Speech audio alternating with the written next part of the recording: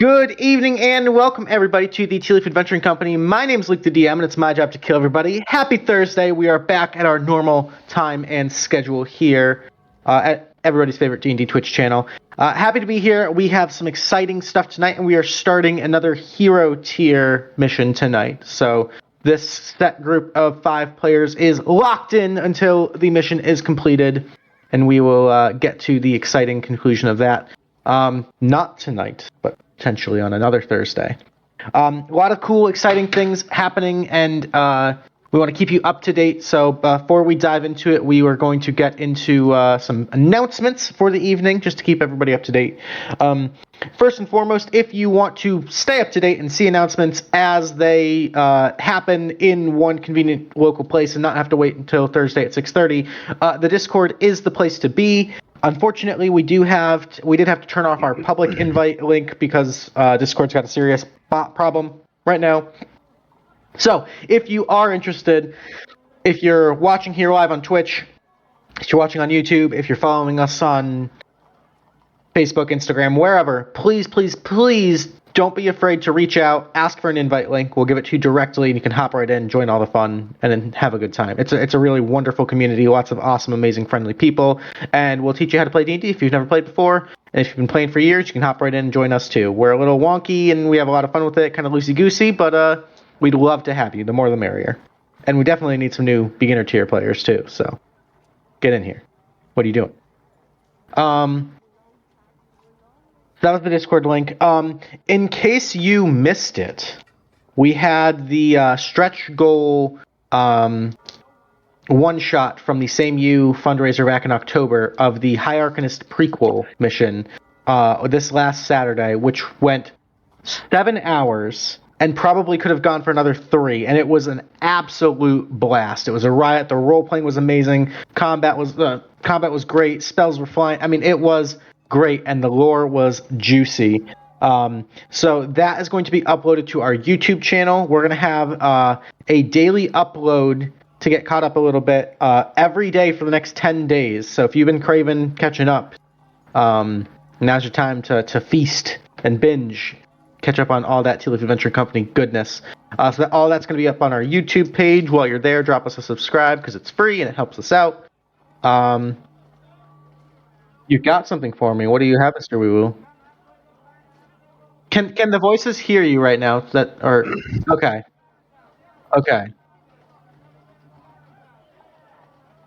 Mm-hmm.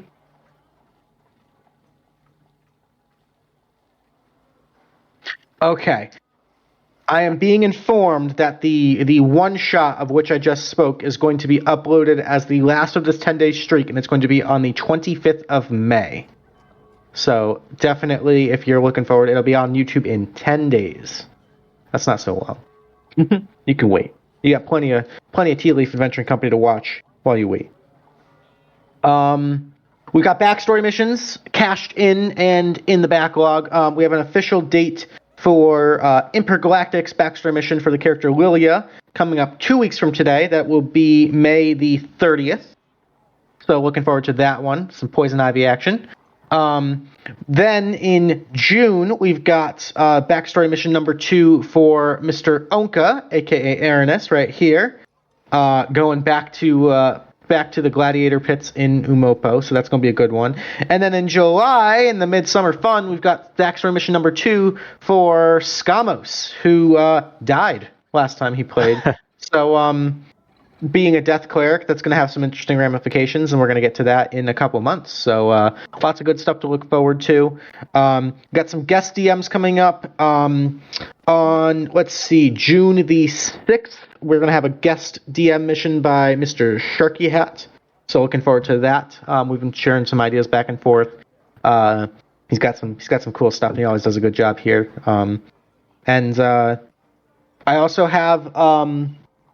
for anyone interested in the Discord who either has guest DM before or is curious about it or just wants to know about Roll20, I'm going to be scheduling a date probably in a couple weeks, just a sort of a trainer class on DMing in Roll20, this virtual tabletop that we use, sort of behind-the-scenes things, some tips and tricks that I've picked up, just so people can kind of see and get an idea for if they do want to DM just some of the basic stuff. So you're not just diving right in blind, because there's a lot of nuances to it. Certainly not a perfect system, but I've been using it for going on 10 years now, so I think I've got most things figured out relatively well. So I would like to impart that knowledge onto anybody who wants to. So if you are interested, just let me know. We'll get you added to the list, and we'll pick a date that works for as many people as possible. Other than that, voice in my head, do we have any other announcements you want to bring up? Alrighty. Then, ladies and gentlemen, why don't we go ahead and dive right into tonight's mission of the Tealeaf Adventuring Company, which begins, as they always do, in the beautiful free city of Kaedoria, on a lonely peninsula to the north of the Midnight Sea. And there, on the prime central thoroughway drag known as Avandra's Alley, right where it turns right into the south onto Melora's Way, in that central town square known as Ava's Piazza, sits a beautiful 3-story mansion, which now serves as the Tealeaf Adventuring Company Guild Hall. And the lonely peninsula is not so lonely these days, as earlier in this very week, a massive naval blockade has formed around the Bay of Kaedoria, formed by the Ebonward Isles Armada. And for a little bit of background context, a bounty was placed on Callie for the slaying of Sir Weston Del Malgor, who was a... what would you say his official title is? Sort of a nobleman of the Ebonward Isles, and had some cahoots with Queen Olivia II of the Ebonward Isles. After a long, grueling stalemate of a war against Zarus, the Queen has decided to turn her fury against the Free City. And so the people of Kaedoria have been sort of pushed into a panic as these large battleships have been stopping all ships in and out, commandeering vessels, goods, and even people. And all resistances have been met with spells and shells, as Mr. WeeWoo put it in his description. So things are quite tense. Our mission begins in the midst of this evolving situation, as the city is struggling to shift and find alternate methods of travel. You guys have seen many an advertisement by a rivaling adventuring company popping up around, called the Gilded Rose, which is the rival adventuring company at the other end of Avandra's Alley. I'm going to go pluck their petals, if I may. But our mission begins with a rather sort of hectic and frenzied morning in the guild lounge. As you're all enjoying your breakfast, you can see Reginald, Amnesty, and Selena all rushing and trying to organize the largest amount of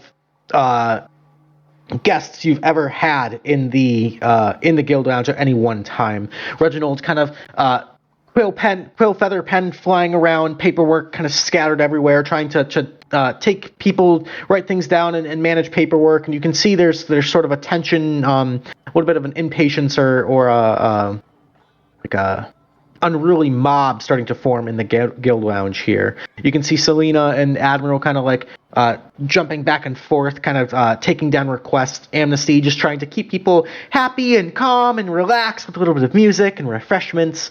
But it is a tense atmosphere in the guild lounge at the moment. What are you guys up to?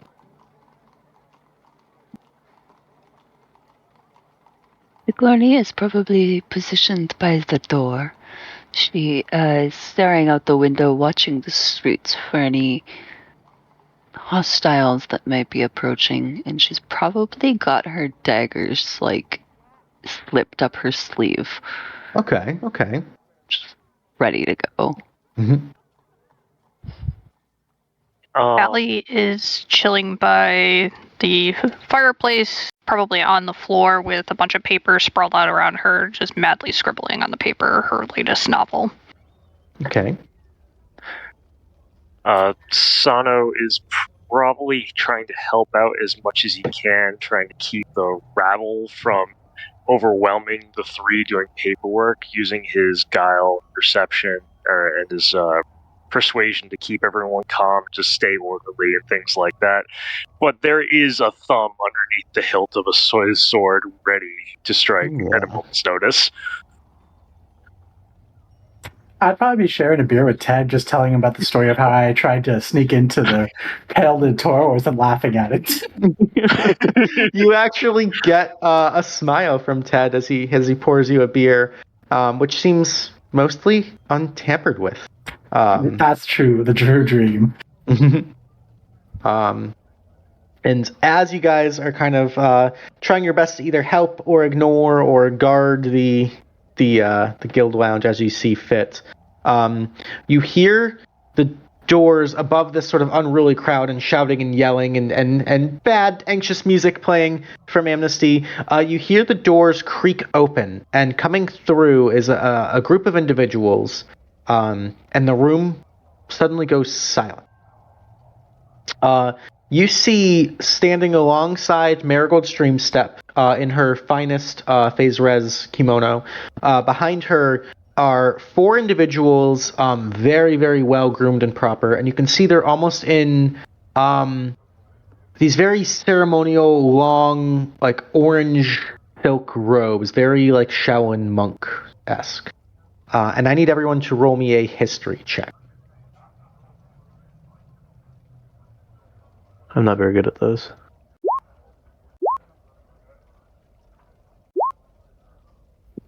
Except when I am. Alrighty. Most of you would recognize these individuals just by their sheer uniform and demeanor. These are immediately recognized as very important economic figures here in the free city of Kaedoria. These are members of one of the most powerful guild, if not the most powerful guild, known as the Silks. And the Silks were part of Kaedoria's founding. They specialize in trade of all sorts, be it textiles or spices, salt, goods, gemstones, you name it, they ship it. And they've built sort of this almost Venetian economic empire in the Midnight Sea, giving them a lot of capital, like fluid assets, which in turn gives them a lot of political sway here in this sort of lawless city. You guys would know that the Silks helped to finance many of the sort of public foundation arts within the city, be it roadways, housing. You know that they had a big hand in actually constructing the fountain in the middle of the piazza. So they've been a big deal around here for a long time in the Free City. And Marigold kind of walks in and closes the door with this awkward kind of click, and the crowd kind of slowly starts to murmur as she kind of softly gestures her four followers over to a small table in the corner, sort of opposite Reginald's semicircular desk, and you see the four Silks kind of pull out chairs and kind of look around, and they have these very sort of stern, concerned, slightly judgmental looks on their face, maybe like they're almost too good for the place, kind of scrutinizing things as they sit and all sort of lean in, beginning to kind of discuss things with Marigold privately.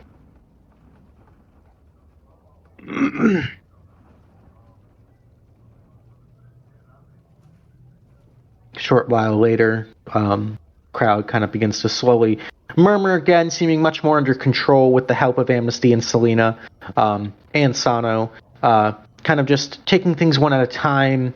You can see a somewhat disorganized queue has begun to form, and just kind of from overhearing, you get the sense that a lot of these people are trying to secure transit either out of the city or into the city. They're trying to hire mercenaries or guards just to deal with this blockade. It seems like everyone is trying to have some sort of game plan. Let's see.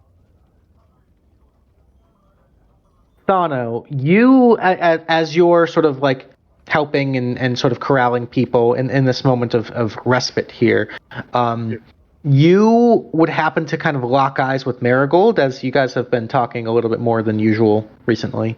Absolutely. And she kind of, in the middle of her sort of smaller private meeting, sort of locks eyes with you and just gives you sort of the universal, like, help me look. I'll fix my robes a little bit over my pristine armor that's underneath it. Keep my sword to my side and kind of just push up my back, get all straight, and I'll just walk over. Lady Marigold, can I help you? Hi. Oh, friends, esteemed guests. This is Sano. He's one of our up and rising heroes here in the Tealeaf Adventuring Company.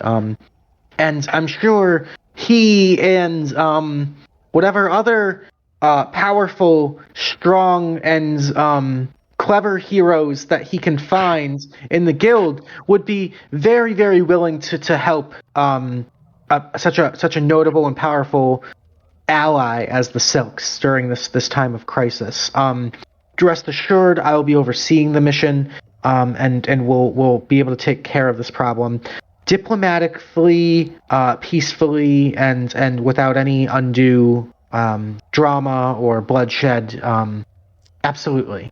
And she kind of looks at you and smiles with this sort of like, in the way that like your manager is like, I'm in the hot seat and I need someone to bail me out kind of look. I bow as she introduces myself and just smile at all of them and go, not a problem. I know the exact group that we need for something like this, and I will come back, and Lady Marigold, I will come back for more details as soon as you're ready. And then I immediately... As soon as possible would be great. Thank you. I turn around, and of course, Sigourney's probably going to be the first. Sigourney's character is probably the first one I'm going to see, so I'm just beelining it to them and explaining the situation. Like, Marigold needs our help. We need to go, like, now. Yes. She'll walk over to Marigold.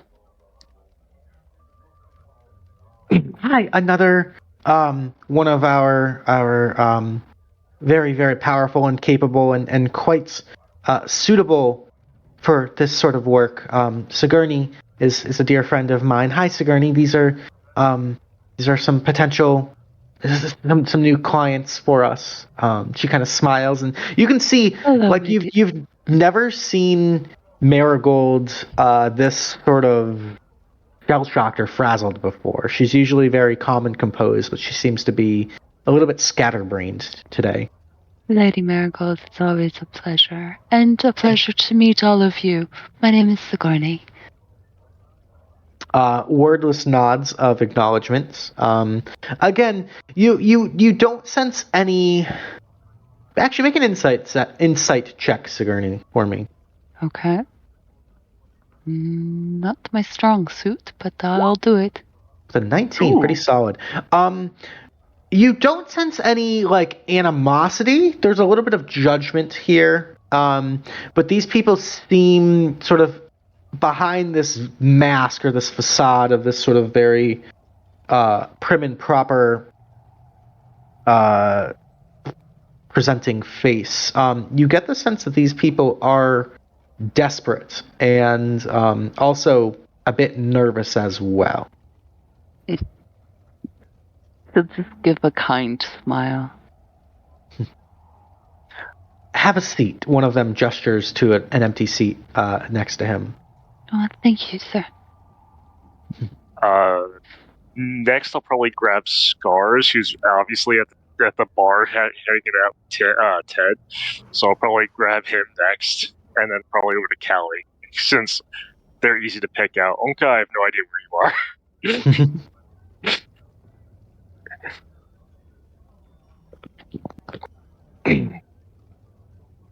So Callie will stride over to Marigold.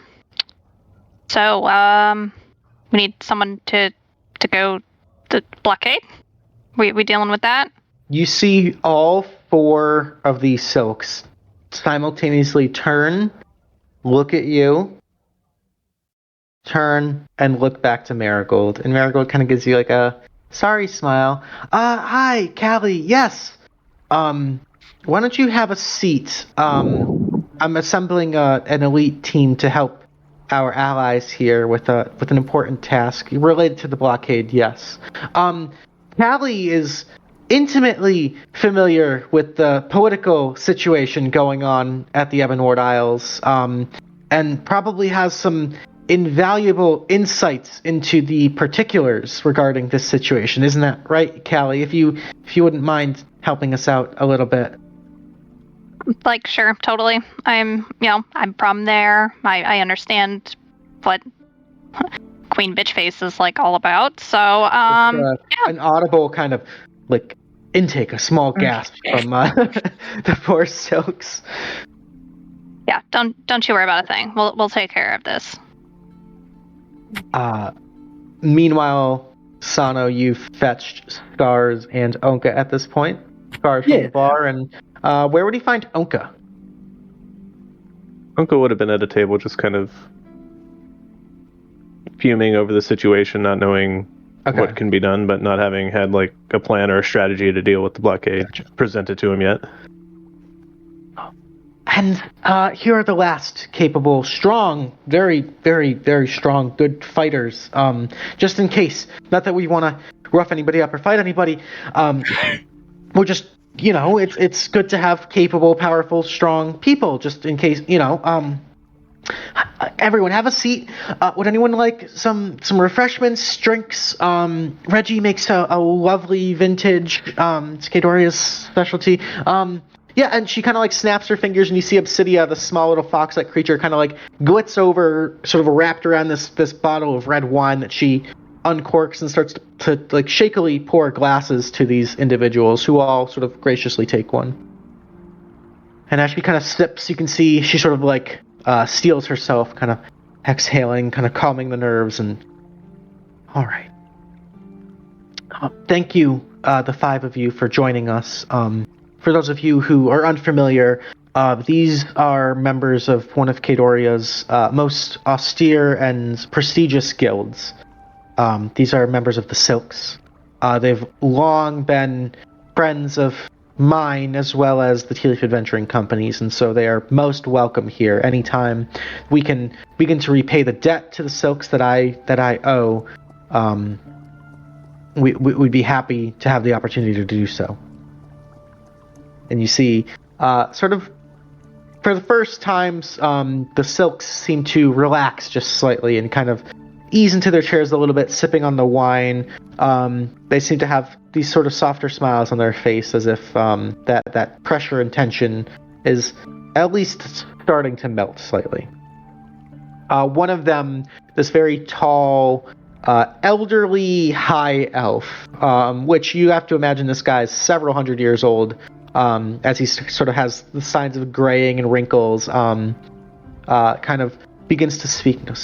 Thank you, Lady Streamstep. We appreciate your hospitality here, and your willingness to ally yourself with us during these times of crisis. As you can all imagine, the actions of the Ebonward Isles and Queen Olivia II have caused our guild immense distress. Without the capacity to leave and exit by sea as we are so wont to do, our supply lines have been all but eradicated. And our clients, both here in the Free City and abroad, do not tolerate delays. It is my understanding that you see he kind of, as he says this, he looks over to another one of the Silks who sort of has a document that they slide across the table, and he sort of takes as if they're kind of prepared this speech. It's my understanding that the recent developments in the political climate of the Free City are due to a particular bounty posted by the Queen of Ebonward herself And as this high elf individual sort of peels up this sort of scrappy, stained, waterlogged piece of canvas, he turns it to reveal a wanted poster with a very familiar face to all of you on it. Do we know that person? It is, you immediately recognize it as a picture of Callie. Got my fucking nose wrong. How could they get my fucking nose wrong? No, that's not you, Callie. That's another dragon. Callie, language, please. Yes, we are quite aware of the rather high bounty placed on Callie's head, but rest assured, we have no intentions of forfeiting one of our beloved guild members to an enemy of the state, as it were. I'm sure that should Queen Olivia wish to parley with an audience here from the Free City, Callie included, we could negotiate a lasting peace, as this is all due to some rather devious deception and misunderstanding. I was present at the moment of Sir Weston's death, and while Callie here did deliver the killing blow, I believe her actions were justified. And given the opportunity, we could present that case. Now, our ability to do so might be limited at the moment, as, from my understanding, Queen Olivia has become a bit of a recluse recently, turning away all guests, and her show of a hand of using military might is less than amicable at the moment. So, that is a problem that we will have to think about and deal with on the long term. In the short term, we are here today to help you four and your company with your present matter today. And you see one of the other individuals slide another document to the High Elf, who sort of seems to be sort of the speaker for this group. And the Silk kind of takes another document, kind of reads over, just refreshing himself. Yes, thank you. Now, as we've explained, this blockade has severely hindered our ability to maintain our business relationships. And like you, Lady Streamstep, we aim to protect the members of our company as well. There is a Silk ship that has been blocked outside of the Bay of Kaedoria, unable to return to port, and they have been stuck at sea with dwindling supplies for going on a week now. Normally this wouldn't be as much of an issue, as they could simply find another port to rest in until this whole business with the Ebonward clean up. But we have lost contact with our crew on this ship as of 2 days ago, which is most troublesome. What we are asking, and willing to pay handsomely, of the Tealeaf Adventure Company to do, is to slip past this blockade with a small force, hopefully avoiding any attention or undue bloodshed, find our ship, and return our crew safely back home, along with as much cargo as possible. Now, the ship itself may have to wait outside, but if we can return this ship back to Kaedoria, all the better. Again, the Silks are not in a position for an outright conflict of violence. We do not wish to be associated with or condone any direct assault against the Ebonward, as, like you, we believe that this can ultimately be resolved peacefully. That being said, we understand that the nature of this business is one with an associated risk, and that sometimes conflict and violence are inevitable.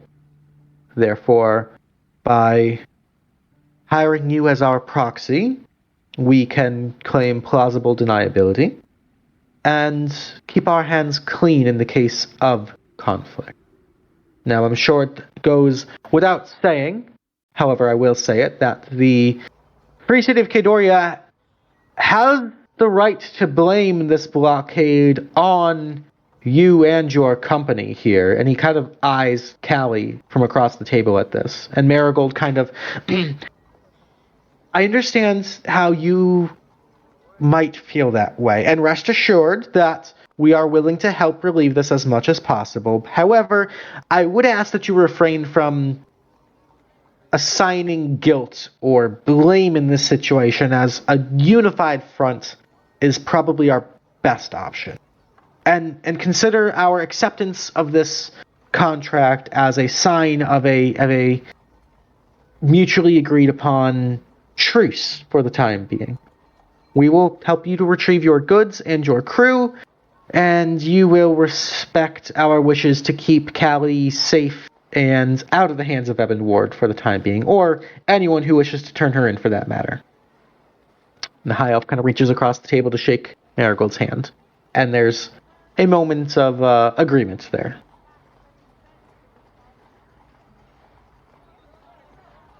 I'm on a battery backup right now, but yeah, but I don't know how long that's gonna last. And my daughter kind of wants me to go downstairs with her. I don't know if you guys have an option for a replacement, but I might have to bow out. All right. Yeah, if you got a hop, man. If you got a hop, it's okay. I don't know how reliable things are going to be if the power doesn't come back on immediately. That's fair. You just keep us posted, okay? Will do. Okay. Good luck, cool. Anka. Right. Good luck. Bye, guys. Alrighty. That's the first. It happens. That's life. The show must go on. Okay. We're going to have Harper hop in.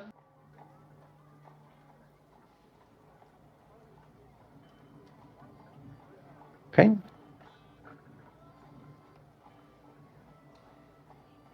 $18. Okay.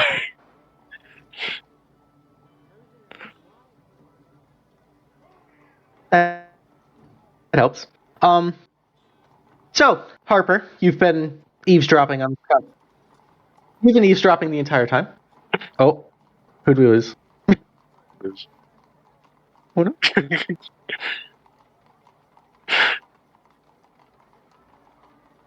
It's cursed. Back game, everybody. All right, always something. Yay! We good? Looks good on my end. All right.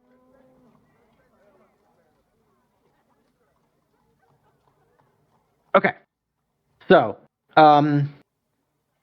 at the sign of this handshake between the Silks and Marigold, there's sort of a breath of relaxation on the table, and more wine is served, and Marigold sort of turns to the five of you and asks, all right, so is everyone clear on the specifics of your mission here? Does anyone have any questions or need any more information from our friends while we have them? How many people were on your crew? The High Elf turns and goes, the High Elf turns to you, Sigourney, and just answers, we believe there were 4 members of the Silks with other hired crew hands. Typically we'll hire dock workers that aren't direct associates of the company, but can do more mundane things related to the transport. I believe the only other question that we'd have is there anything of the cargo that should be worrisome? There's a look amongst the Silks here. Make an insight check, Sano. Absolutely. You can't ask a man about his cargo. I am adding 1d6 for my racial bonus as well. Okay. Just because. Why not? Let's go. 23. That's a classified. They signed an NDA for that cargo. You see there is a look, but these people are extremely skilled in the art of business, and so the poker faces are strong. You're unable to get any sort of read off of them, but the High Elf turns to you and assures you that the Silks do not dabble in contraband or any illicit materials that would not be welcome in any port of our destinations or trade partners. I smile back. I smile back, and I look at him dead in the eyes and I go, I didn't ask about contraband. I asked about worrisome cargo. But your words, not spoken, speak loud enough. Harper's going to look up and be like, people are allowed to deal in whatever they wish to deal with, bud. I don't know if we've met, by the way. Harper P. Swittington, purveyor of priceless parcels. I've heard of you, Harper. And No, I'm sorry. I was talking to my comrade over here, but pleasure to meet you too. I know about you. I know you. We've met. We've had many business dealings. It's okay. Thank you, Harper. Marigold just kind of gives you this smile, like, shut the fuck up, Harper. You got the right guy for the job. Other than the 4 Silks, you have how many people hired? Should we be looking for either the people, all of them, or just your 4 men? We're primarily concerned with the 4 Silks. They will be presented in uniforms such as ours. Mm-hmm. In case there was a mutiny, is there a code word so we can identify them?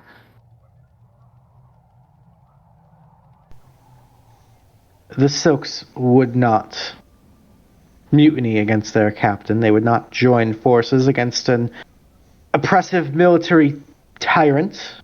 They would stick to their code of conduct as noble tradesmen and women and simply await for their company to send rescue. I was referring more to the dock hands, but that works too.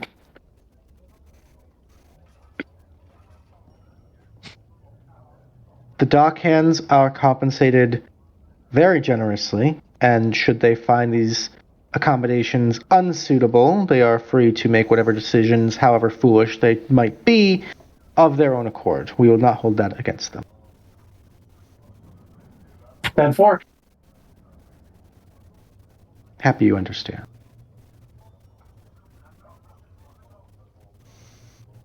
Yeah, no, I mean, it makes sense to me. We will be willing to provide a small gift to help make it past the blockade if necessary. I love it already. I love being on the water. Ships. It's always ships. Why is it always ships? Because they're wonderful vessels! Happy You know think what? so. Just for your sake, I'm walking along the ocean floor. I trust all of you will have the capability to identify our vessel easily enough once you find it. Yeah, no, absolutely. Absolutely. And Harper, you would know this. The Silks are famous for sailing ships with orange sails. That's sort of their trademark. Luke, correct me if I'm wrong. When we had our auditor, did we not go on a silk ship to the Ebonward Isles? It wouldn't have been a silk ship. No, it was just a regular It was just regular, yeah. ship. Okay. Yeah, for 'Cause simplicity's sake, I don't use it was any a of trade ship, but Luke's DM stuff. So if it was probably just a generic trade ship. Yeah. Luke was running. Though When was this one? it was when we faced the mind flayers and the Githyanki. You are right. That was my a silk ship. apologies. That was a silk ship. You're absolutely right. Yeah. Yeah, so Sigourney would recognize this. Mm-hmm. Okay. Perfect. Marigold kind of speaks up. Alrighty then. Guys, please feel free to make any preparations that you deem necessary, and I assume this is probably best taken under cover of nightfall for the best chance to slip past without getting caught. Yes. We thank you again. When we get the chance, Reginald will have formal documentation for you to fill out where we can discuss the specifics of compensation and all that, but rest assured we'll take care of this, and please make yourselves at home, and if you don't mind, just like a private word with my employees here, just to before they send off. And the Silks kind of understandingly nod, pick up their glasses, and begin to kind of meander around the guild lounge out of earshot, and Marigold kind of sort of sighs a sigh of relief. Thank you, guys. Would you like another glass of wine, lady? Yes, please. That would be great. Thank you. I poured another one for her. We've been on a silk ship to see. You guys you were there, Harper. Do you remember? See. Yeah. See, yeah, I totally remember. It was a while ago. Right. We fought those mind-flaying things and had our auditor with the... Oh, yeah. What if it is something similar?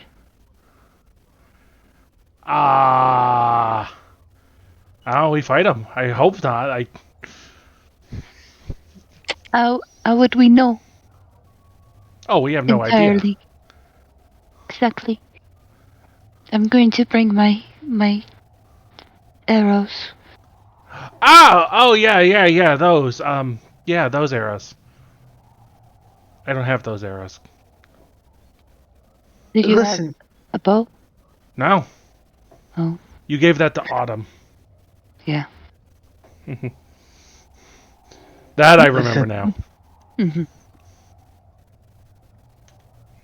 This has the potential to go really, really, really wrong, you guys. And if we're seen as an aggressor, or if we have anything that we can sort of pin back on us regarding starting a conflict, as stupid as that is, I mean, they're going to claim it's just a economic embargo, but fuck that. This is bullshit. This is an active war. You guys are smart, and I trust you to use necessary force as you deem fit, okay? Now, again, we want to avoid dramatic flare, bloodshed, anything noticeable. We don't want this blowing up in our face and getting innocent people hurt more than they already have been. So, I'm trusting you guys to take this seriously, because having the Silks on our side is an important part of keeping our business afloat, no pun intended, and could lead to a lot of future contracts down the road.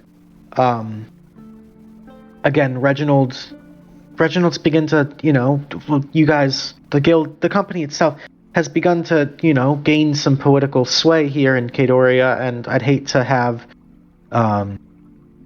two of the most powerful guilds bad-mouthing us at the same time. I know, one's enough, huh? Yeah, the Gilded have made things difficult, and revenue streams have been sort of we gotta vet these people better. Like, that one loony street knight guy, he's a weirdo. Not to mention we have Dios on one side and now this on the other. Everything turning to Dios shit is busy. at the moment. They gotta decide who's gonna lead them. Well. Yes, it's not so hard to... It is not hard. It is hard to replace a demander of his status, I would say. Hopefully it takes a lot longer than Look. it needs. I'm gonna point out the elephant in the room, and far be it from me to talk about doing reckless things, but Callie, what the hell are you doing here? Did you just fucking call me an elephant? Directly to How it. dare you, sir? It's a metaphor. You're smarter than that. Hell, your face is on a wanted poster. No, that's not my nose. We've been over this. It doesn't matter about the nose. I'm gonna minor illusion the wanted poster into a trunk and be like, see, now it's definitely not you.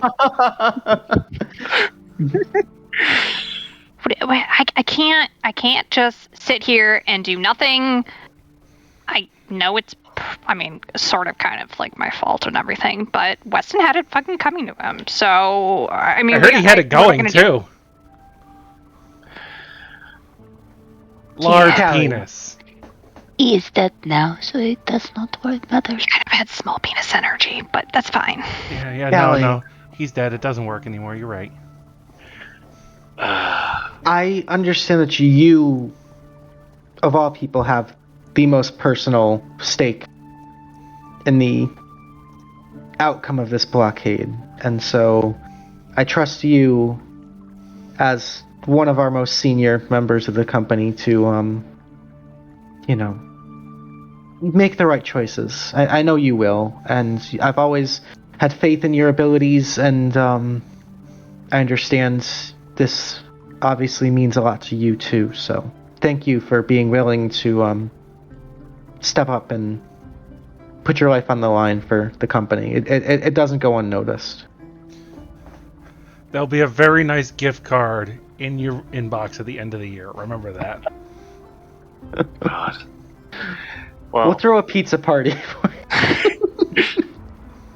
I guess my question is, Callie, since you know how these people work, and I'm still new in this time and place and age, what are their weaknesses and how can we slip by them?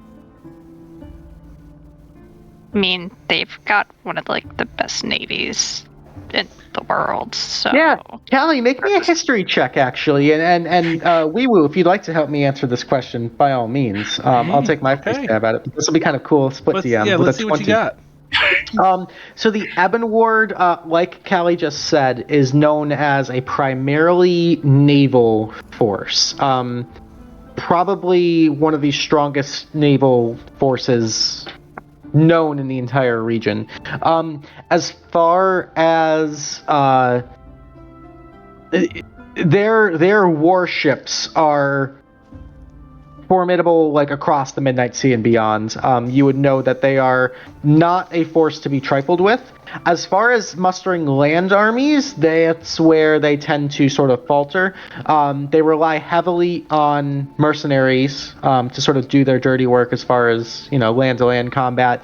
In particular, you would be familiar that they had hired the Red Blades, which were directly under Westendale Malgor, for the bulk of their mercenary work for the longest time before the Red Blades were sort of disbanded and scattered amongst the Lonely Peninsula. You know that often in times of war, they're known to have war mages accompany their war vessels. These are magicians and arcane practitioners specifically trained in the consortium for seafaring combat.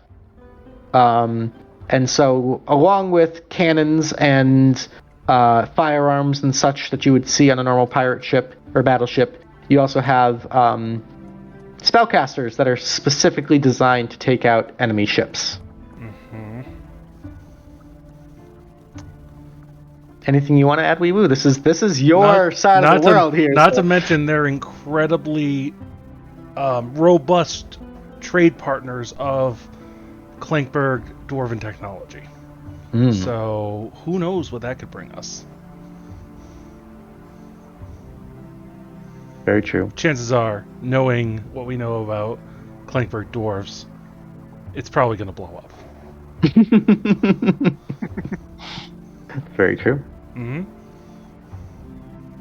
So obviously I relay all that information and basically say, we're kind of going into their strength at this point. I'd much rather be facing them on land, but this is not a full frontal assault.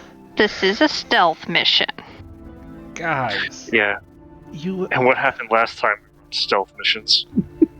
Yeah, Guys. Sigourney looks at Harper. You are here with the best smuggler in the Midnight Sea and beyond.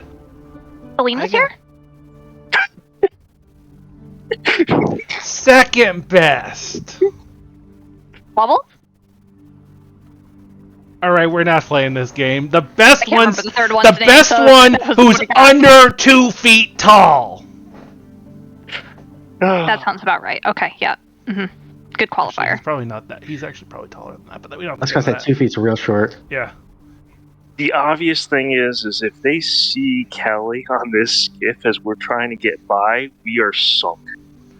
Hold. Literally and figuratively.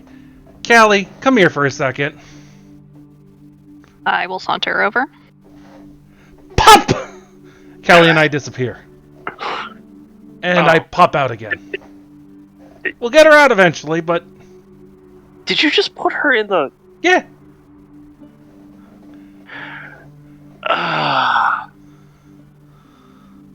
It worked once, why not again? Alright.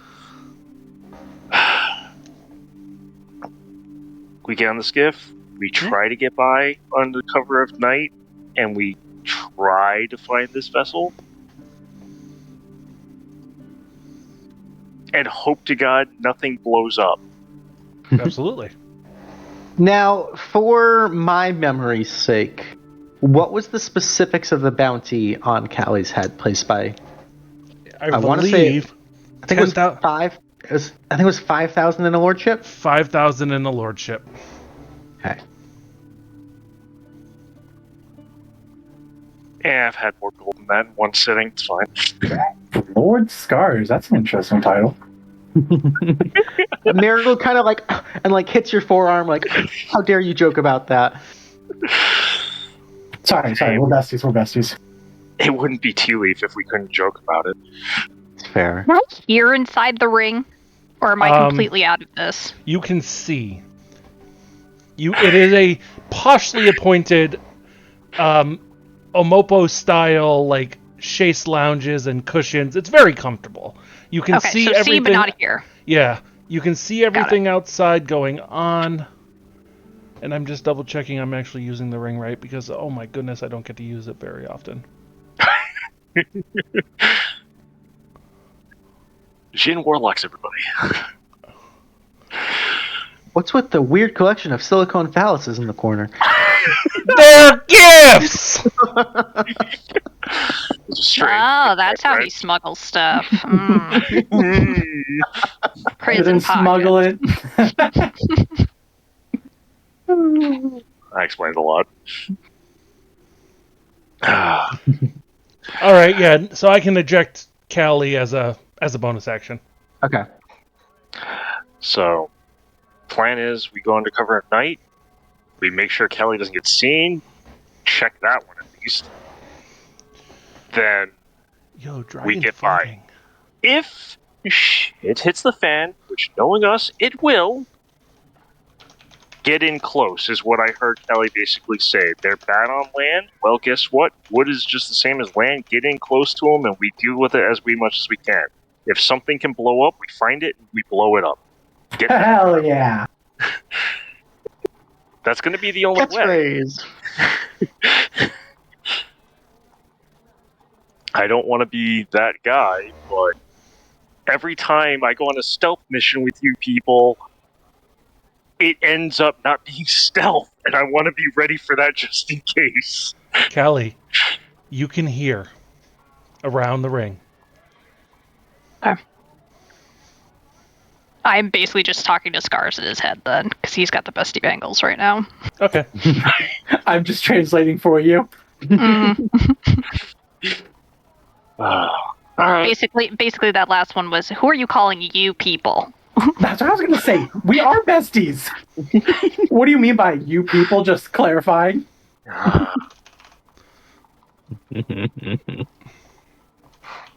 Guildmates, family, friends. So we should probably get going.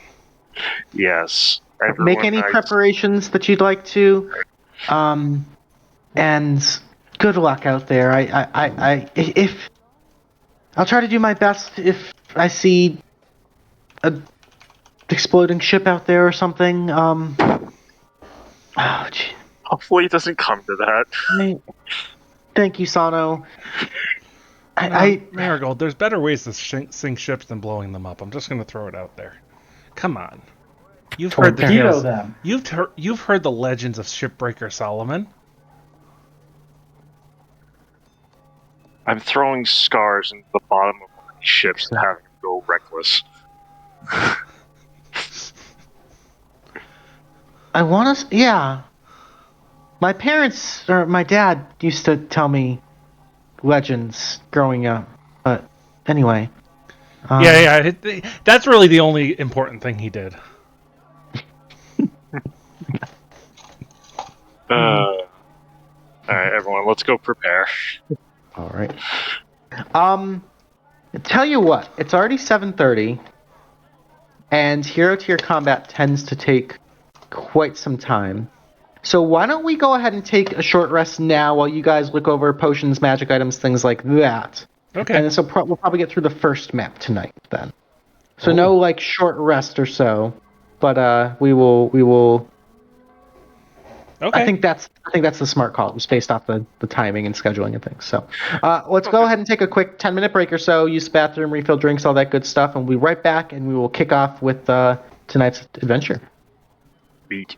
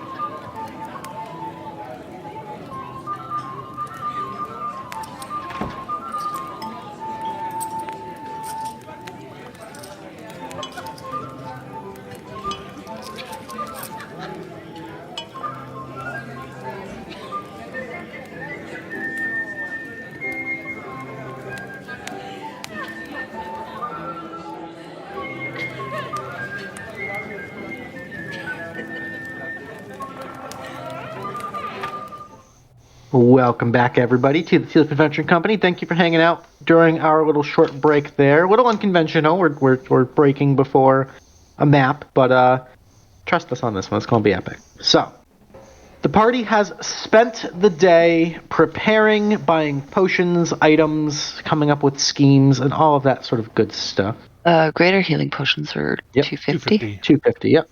I'm assuming we can retcon that we haven't put Callie in the ring yet, then? Yeah, that's fine. Yeah. And as twilight begins to fall on the midnight sea, and you see this beautiful late spring sunset, sort of blocked by the, I believe it's like dark green and teal sails. Yeah, of water. it's a. I believe it is a teal tree in a dark green field. Mm-hmm. Or no, and I think the tree's black. You said the tree is definitely black. Yeah. Yeah. I believe it's on a green field of some kind, Okay. like a verdant green field or something. Okay. Well, I can look in the notes. It's been a while. Okay. Been a while. But you see the Ebonward Blockade sort of blocking the horizon and therefore the beautiful sunset. You see a bunch of people standing in Coupander's Key, sort of amassed at the docks, just kind of watching, waiting for any ships to come in or out. But you guys, with the direction of the Silks, would head to a rocky outcliff, sort of to the east of the quay, sort of out of the city's limits, where you would find a small skiff, just big enough for the 5 of you, prepared, and sitting there waiting for you. All right. I can take the helm, Calliope, if you'd like to pop in to your stateroom. Yeah, might as well. Just if anything goes wrong, just get me out of there. Oh, don't worry. I choose you if anything goes wrong. Alrighty. Sigourney will wait for everybody to get in and push us off. Alrighty, as you push off and you start to smell the salt on the midnight sea, it is dark, which helps you out. There's also a brisk summer wind kind of blowing in, which helps propel you just a little bit. Your small sail catches the wind just right at a perpendicular angle to sort of squeeze you along seamlessly and thankfully rather silently as well, as you don't have to row against the tide. All right, everybody, keep your eyes out for sea serpents. I've got the tiller. Don't worry, my eyesight can catch through the darkness. I can lead us through, so keep those lights dimmed or off. Oh, that's All right. fine. This is how you do it. I'm going to go ahead and move us to the first map of the evening, and probably the only map. We going to Ashlands? Yeah. So, let me know if vision is messed up, but you guys should be pretty good. Just need my token, but I can do that. At the south end. Oh, I'm so sorry. I got to get rid of That's okay. Oka and put in Harper. There we go. I mean- And then your vision is and the feet test Harper. Okay. So, as you guys begin to sail silently along the coast, it's not long before you sort of round a rocky cliff and come across two of the large Ebonward warships, sort of front to back, blockading the harbor here. You can see there are small lanterns kind of hanging from the masts, providing a little bit of dim light, letting you see on the decks of each of these ships. You can see they are armed with some rather massive-looking cannons and some rather intimidating-looking crew members. Oh man. Okay.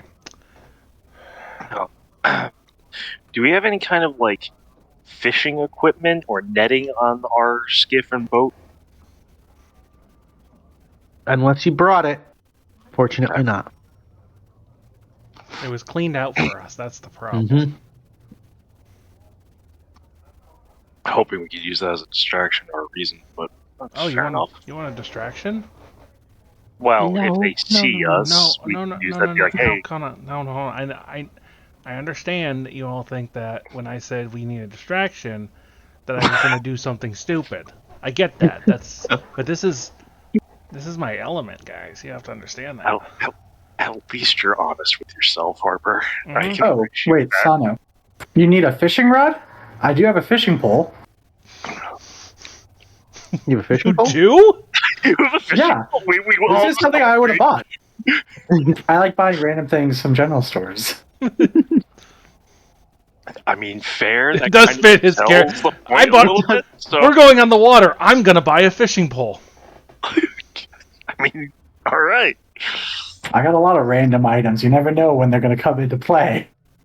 You know what? Solid. I'm okay with this. But yeah, ship to our south, ship to our east. I can't see what's to the northeast, but they got us boxed in pretty well. All right. What's the game plan, guys? So we can approach pretty quietly under the cover of darkness. We got to stay out of that lantern light, though. Mm-hmm. Sano, you said you can see them. What do they look like? Do they look like folks that could see us, or? From this distance, I couldn't tell you. Okay. I can just see in the darkness, and there's nothing around us in any way, shape, or form. But I think our best bet is to follow the shore and head northeast. Okay, I think I can do that. I'm gonna bring it nice and easy around. Follow the shore northeast. Alrighty, so as you guys move along, I need the party to make a stealth check. Now, there is a hidden modifier to this with the actual ship that I will add or subtract accordingly. Luke, Yes. Mm-hmm. instead of a stealth check, can I sub in and use my proficiency in water vehicles? Mm-hmm. Absolutely. What would you like? What kind of check would you like as far as like a score? Make it a dexterity check. Okay, do I actually have a proficient dex skill? I do not, so that's going to be +3 plus my proficiency modifier is +7, right? Okay. Yeah. And Callie, you don't have to roll being in the ring. Mm-hmm. 15. So, as you're sailing along on Moonlight Bay, I was just Oops. going to say that. you guys managed to make it about 60 feet or so Mm-hmm. when Scars, keeping up the disguise, decides, sends his reel out with a cast and starts reeling it back in. You hear a bit of voices carrying over the water in the way that they do, and a bit of a jostle on this ship as a few of them rush over to the side and kind of begin to like pointing and scanning. They begin to look. They begin to start searching for you. It seems.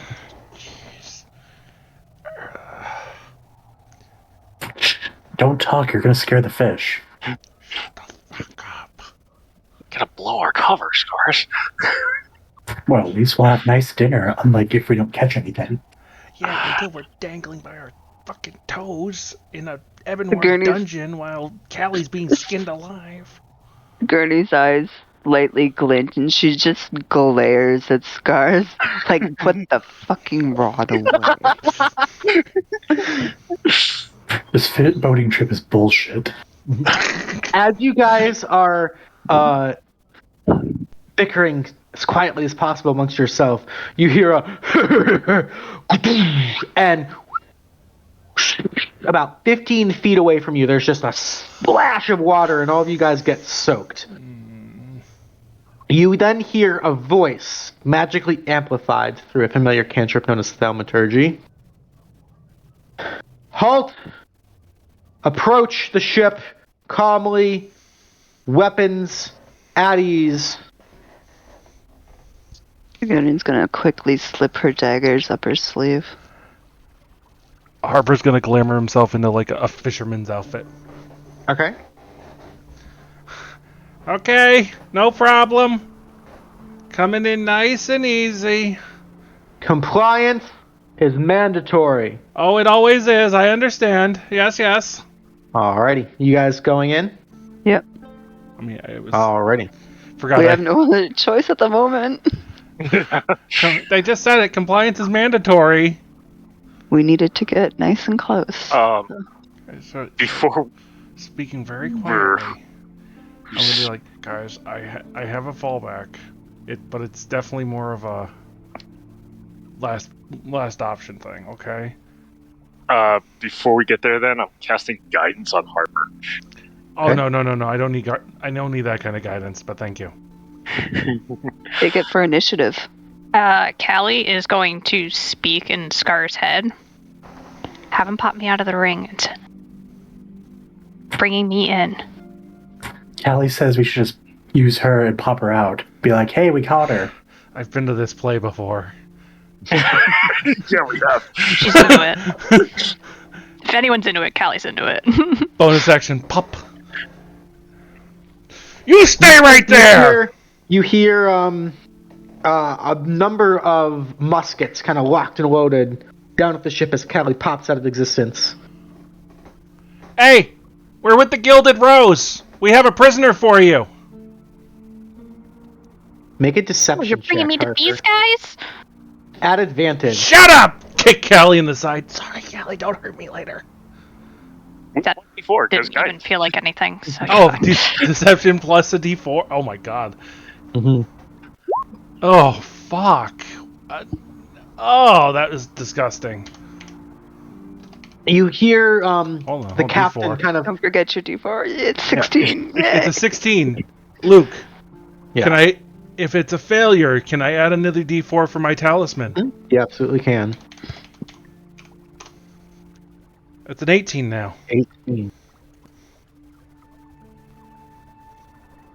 You see them kind of like holding a lantern over the edge as a grappling hook is kind of thrown, pulling the skiff in closer alongside the boat and sort of locking you in place.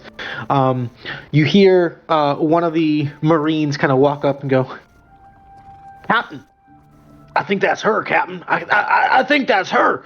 And right, quiet. Yep, bring the prisoner on board. Boys, we got her. This is going to be a great day back in Ebonward. Lurch! Scars. Callie, Pick her up. Lurch! Scars! Oh, yeah. Pick her up, Lurch! I'm doing it, Cap. That's I'll right. lift her up. Yeah, I don't know what is happening with the voices tonight. Y'all said y'all were with the Gilded Rose. Right. Oi, Johnson, bring me that paperwork over there. And aye, Cap. And he runs over and brings over his scrolls. Right. Do you know we were told to ask for a password? Password? Right. I thought it was a counter phrase. Says Any members claiming to be of the Gilded Rose will have the password, and if they can repeat the password, they can go right on through. My boss said there was a call and response counter phrase. Make a deception check. 1d4. Oh, yep, 1d4. You know what? John, Just in case. You know anything about a call and response counter phrase? I don't know. You're the captain, boss. What's the password? WeeWoo 1. Fucking spit. WeeWoo 1. Oh, that's perfect. Oh. I think that was the password, guys. Just gonna say it. Is there like immersion is completely broken? I didn't realize we were playing with dead people. Oh my god! thinking about the Gilded Rose? Could Sigourney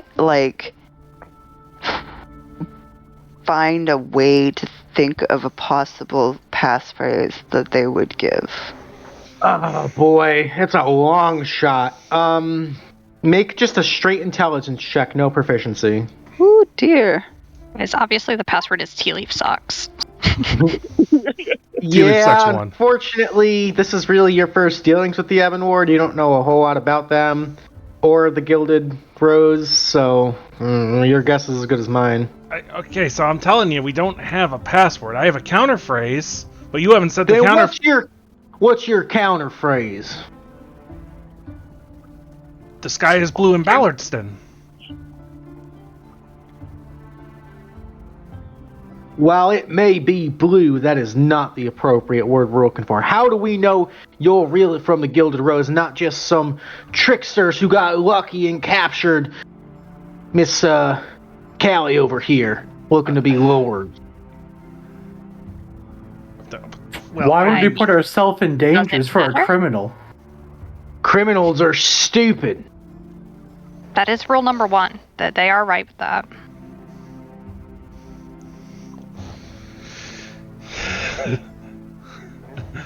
Listen, guys, I don't want to be here anymore. I said shut up down there, kick! You're pushing it, Harper. Y'all hand over the criminal, the bounty, nice and easy like, and we'll let you sail on back to that dump truck of a city. Whoa, whoa, whoa, whoa. No. I came for a lordship.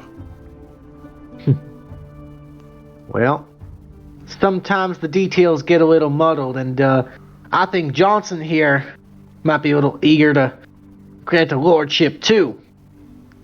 Right, Captain? Mm-hmm. And as my captain, you the whole crew would be rewarded handsomely. But why would you give the lordship to him when you could take the lordship? I'm a captain of a fine Ebonward Armada vessel myself. And you want to take orders from Johnson? You misunderstand. Apparently I do. Look, you cannot get your reward if we have your captive.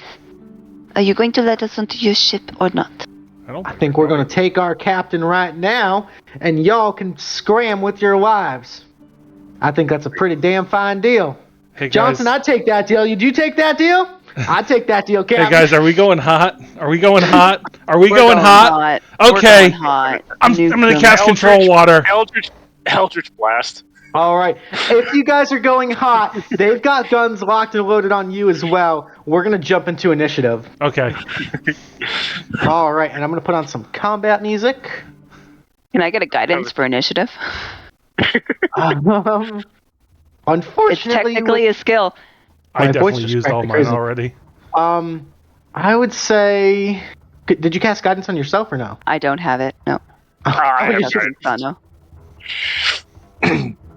So, yeah, I had it on Harper. It's up to Luke if I can switch targets to someone else. I would say with how tense this has been, probably not, because this is split-second timing. Okay, Go ahead so and click on Harper your- still gets a +4 or D4 for his initiative. Go ahead and click on your tokens and roll some Oh, shit. initiative for me. Yeah, you crit that. You're good. Kitties. Oh yeah, I needed the 4. So roll your 1d4. Wait a Custom second, baddies, Ebonward forces. Luke. You are. That was a Yes. nat 1. So you can re-roll it. Yeah, I don't know why I didn't automatically do that, but okay, Do much you better. have the thingy checked off? The halfling luck thing checked off? Oh, maybe I don't. 11 for me. Okay, sorry. You're the standard bearer.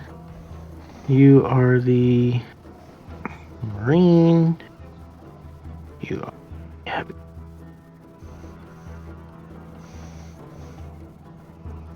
And then over here, I've got you. Are the master arm. So I made a bunch of specific Ebonward stat blocks, WeeWoo. Mhm. Yep, So feel free to check those out. nice. And modify as you see fit after this if you'd like, but I think I Okay. did a decent job with them. Alright, so 5 different types of baddies. Is everybody in initiative? Yeah. Harper, you said you had an 11, right? Yeah, the total is 11. Okay, so I'll update that for you. We will categorize by descending. And Sigourney, you have the initiative. Okay, Sigourney is going to dive in the water. And she's gonna start swimming. While she's swimming, she just disappears. She's gonna go invisible. Ooh, okay. And she's going to... Can I climb up the ladder? Where would the ladder be on the ship? So ladders are typically at the bow and aft, so probably like right here and right here on either side. Okay. So she'll get up there.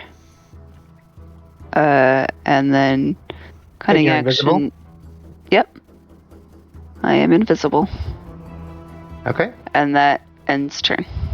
Okay. Alrighty then.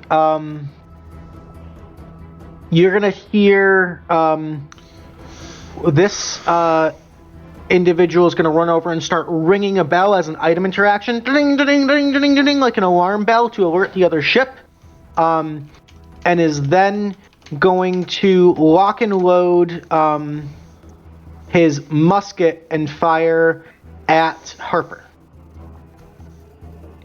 So at disadvantage. Yep.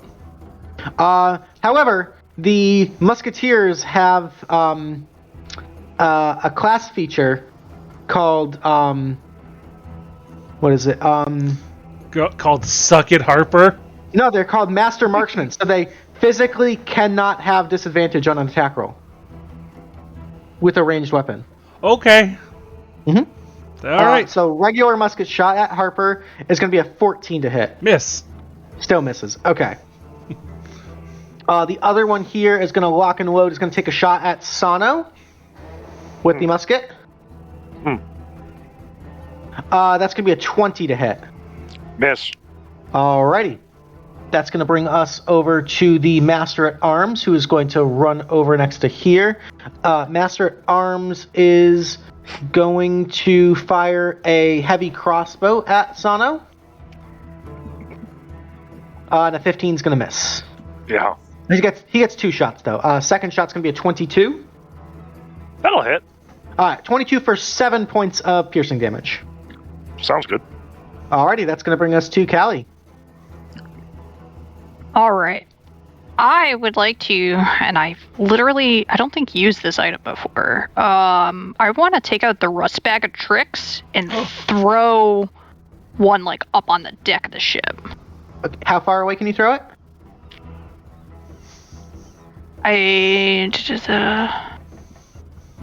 Oh no, I can only throw 20 feet. Okay, I didn't realize that it had that on there. Yeah. Okay, never mind.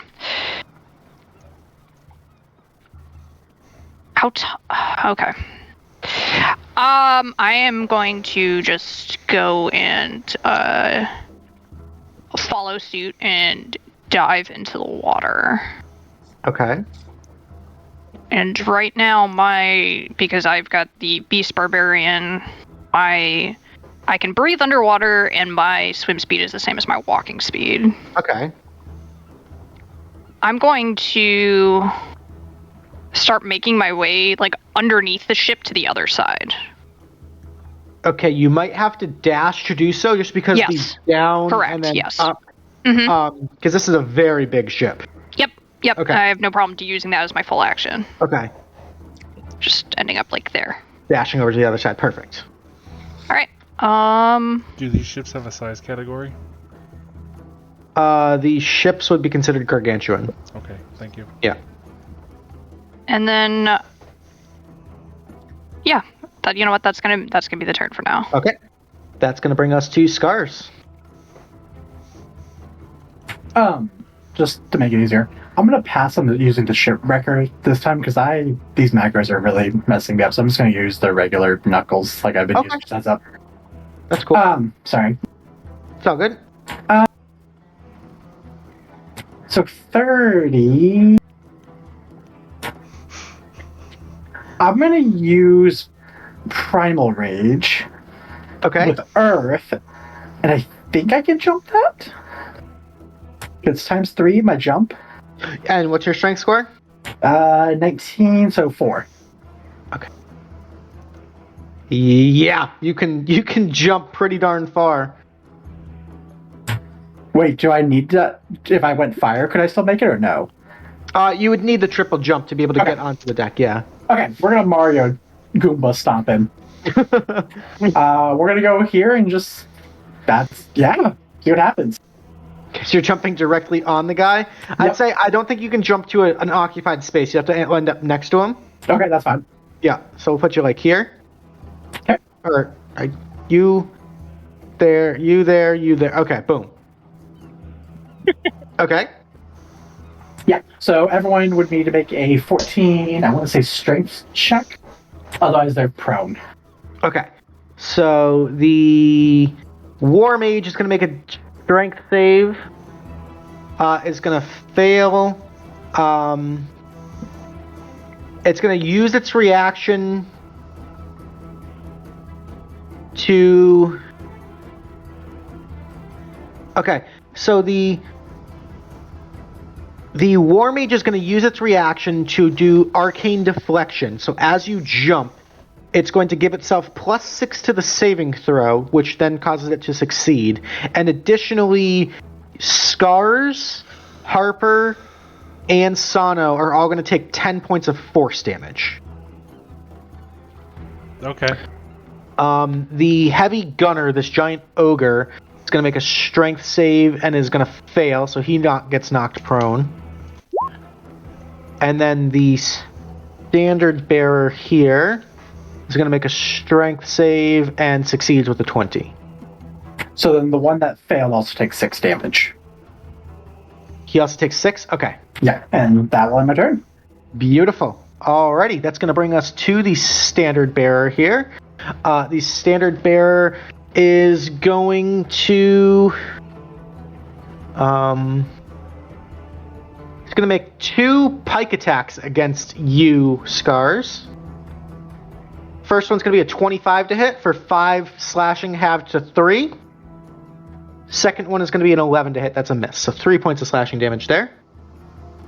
The other Standard Bearer here is going to move and is going to use his full action to load the cannon. Donald, you're up. I'm gonna go ahead and Eldritch Blast the War Mage next to Scars. Okay. So 1 Eldritch Blast going his way. This will be a 16. 16 will hit. Okay. Deals 6 damage and he's dragged into the water. I have Grasp of Hadar, which drags him 10 feet towards me. Okay. Off the ship. Yeah. Oh my god, we're drowning people. Nice. And then I'm going to do the same to the banner dude on the other ship. Okay. So second Eldritch Blast. It's a crit. Let's Very go. nice. That's He gets dragged into the water.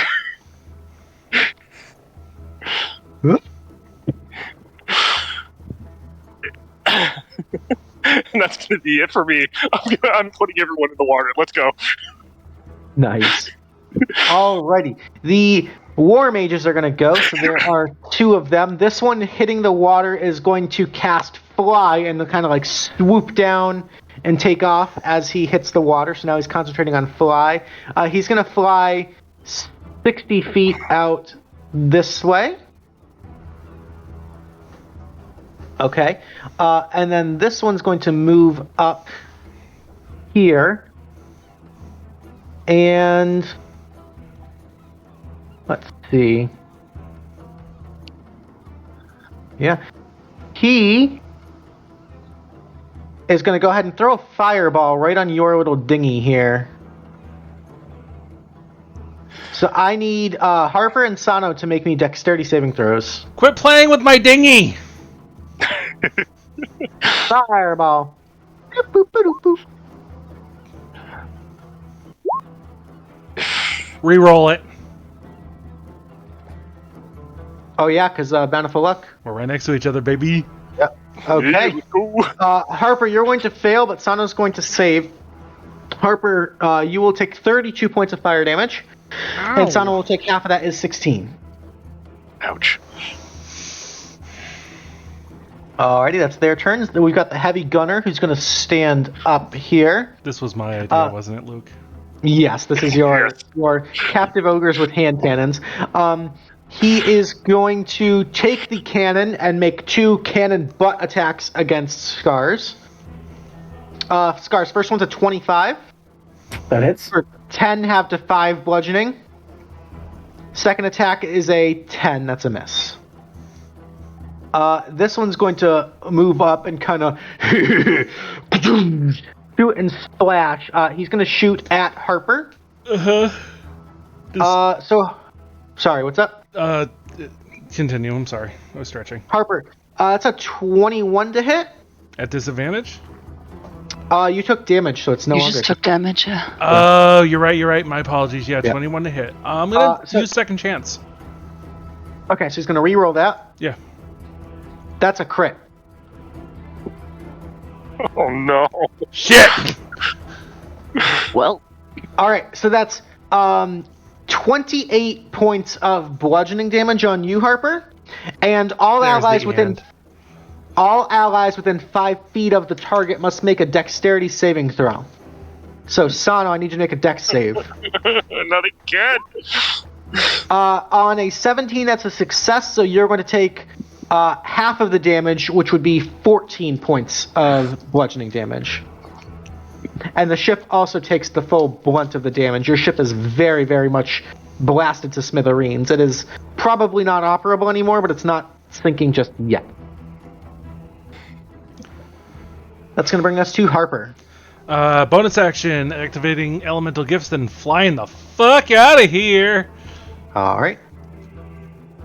Going 30 feet over here. And I'm going to cast Control Water. This War Mage is going to cast Counterspell. I'm going to counterspell his counterspell.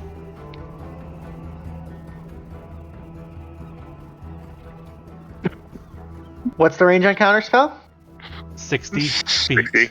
So then this War Mage is going to counterspell your counterspell of his counterspell. You know what? That's fair, because that was going to... Wizard.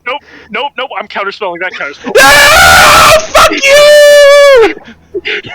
that was It's within my range. Let's go. It took 4 fucking spells, but we're doing it! Oh my god. Okay. So, everyone can mark off their spell slots. Yep. I already did. So, Luke, God damn. 100 foot on the side square. I'm Yes. using the trench feature. This is how Okay. this reads.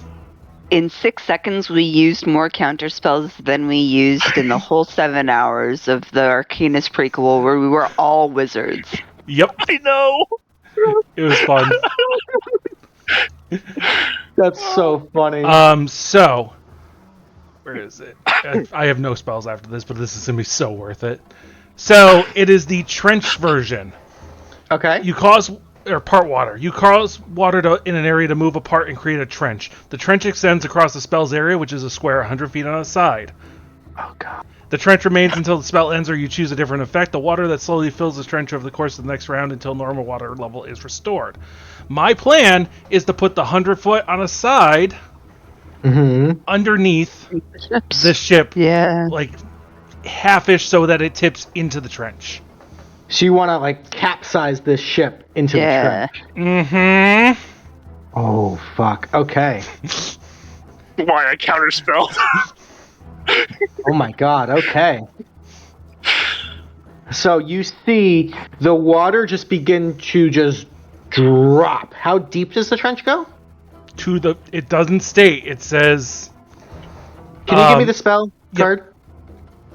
Yep, I can, because I gotta click it to cast it anyway. Why is it not doing that? Oh, man.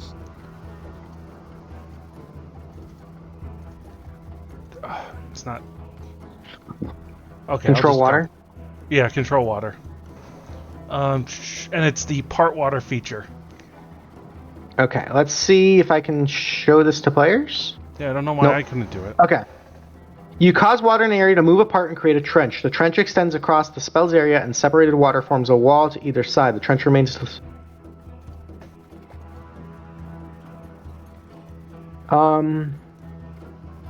Yeah, so it would be 100 cubic feet. So it would go 100 feet down. You're certainly not 100 feet out this close to shore. But so you're going to dry land.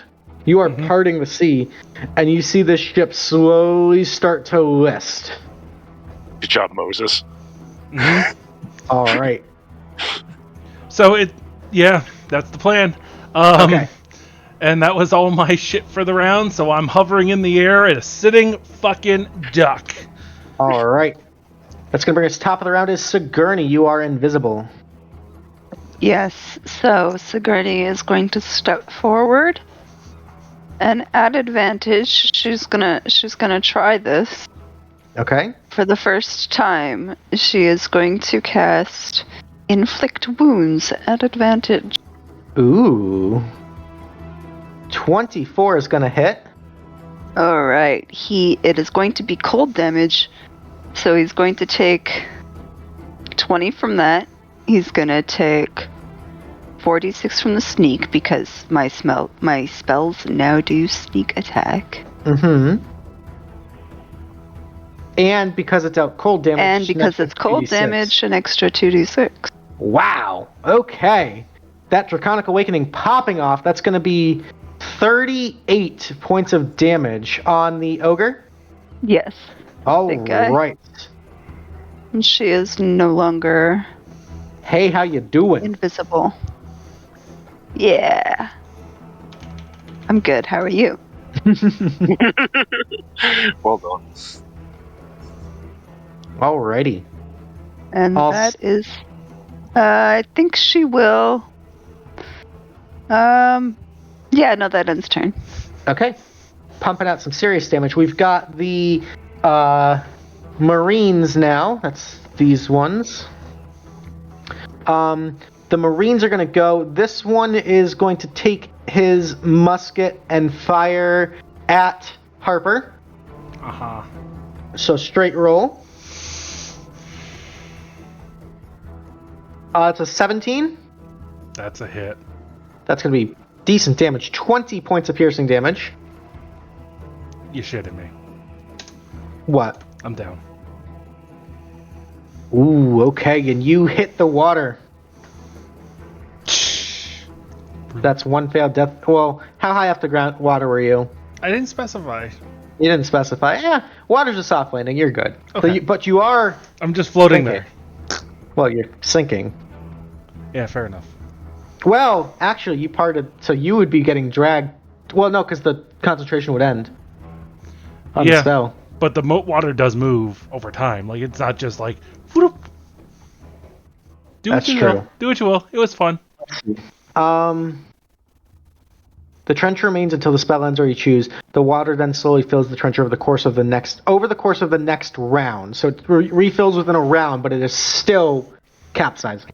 Yep. So, as this ship is capsizing, this one is going to have to make a strength saving throw to remain from tipping overboard. So at the start of his turn, Marine strength saving throw. What's your spell save DC?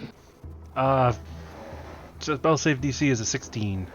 All right, so he's gonna fall overboard. All of his guns are now soaked, and he is falling into the trench. Yeah. So he's just gonna use his action to basically stay afloat. And Willem Dafoe's as a boat falls on top of him. We've then got the Master at Arms here, who's gonna have to make a strength saving throw. Much stronger with a 20. He's gonna stay afloat. He's gonna kind of manage to walk and try to like stay on the boat as much as possible because the captain goes down to the ship. He's gonna fire 2 crossbow shots at Sano. Yep. 27 on the first one.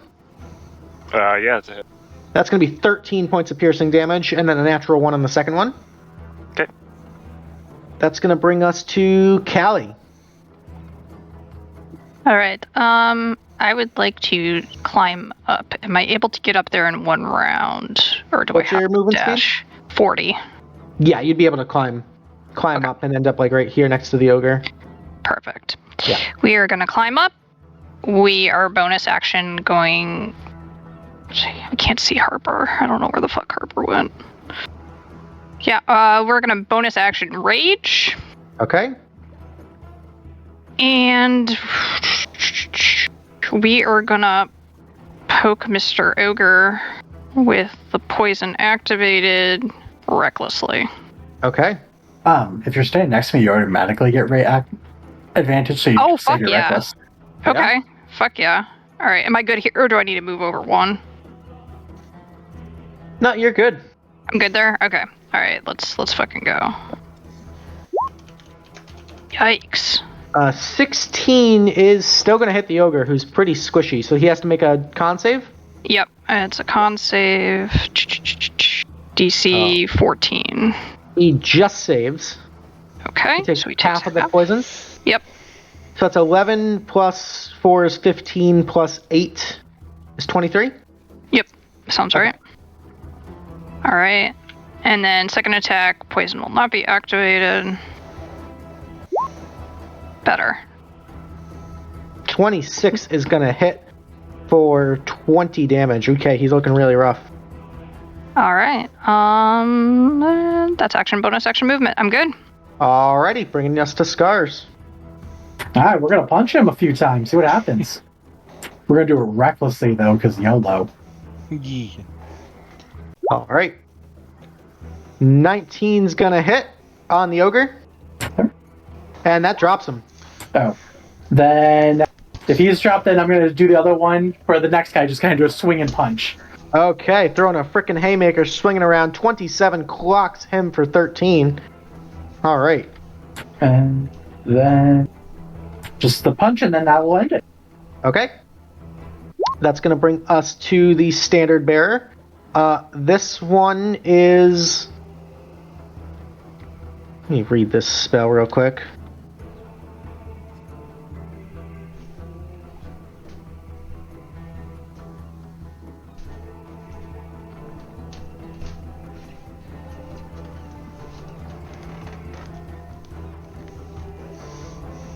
Okay, this one's going to take a long shot. He's going to cast Enthrall on the 3 of you. So Scars, Callie, and Sigourney. You can all make a wisdom saving throw, but because you are in combat, you have advantage on the saving throw.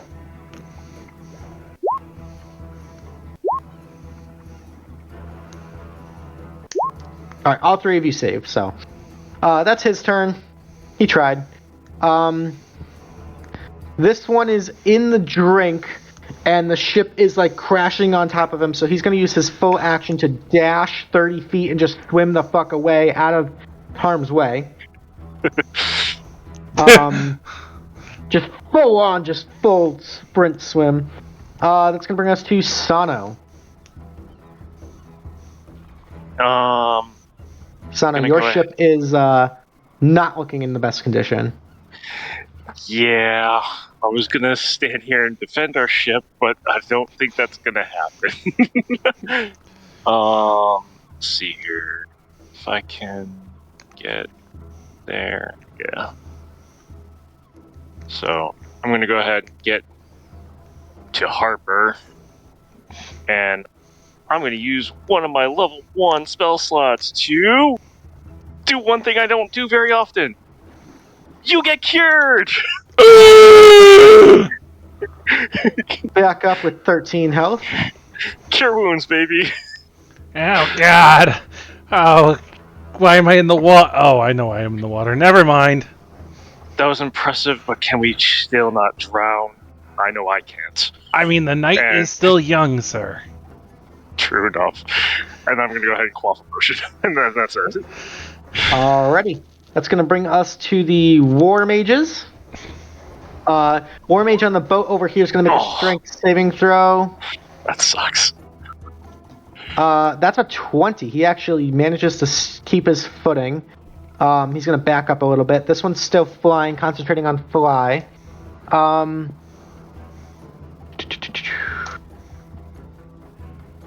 He's going to shoot...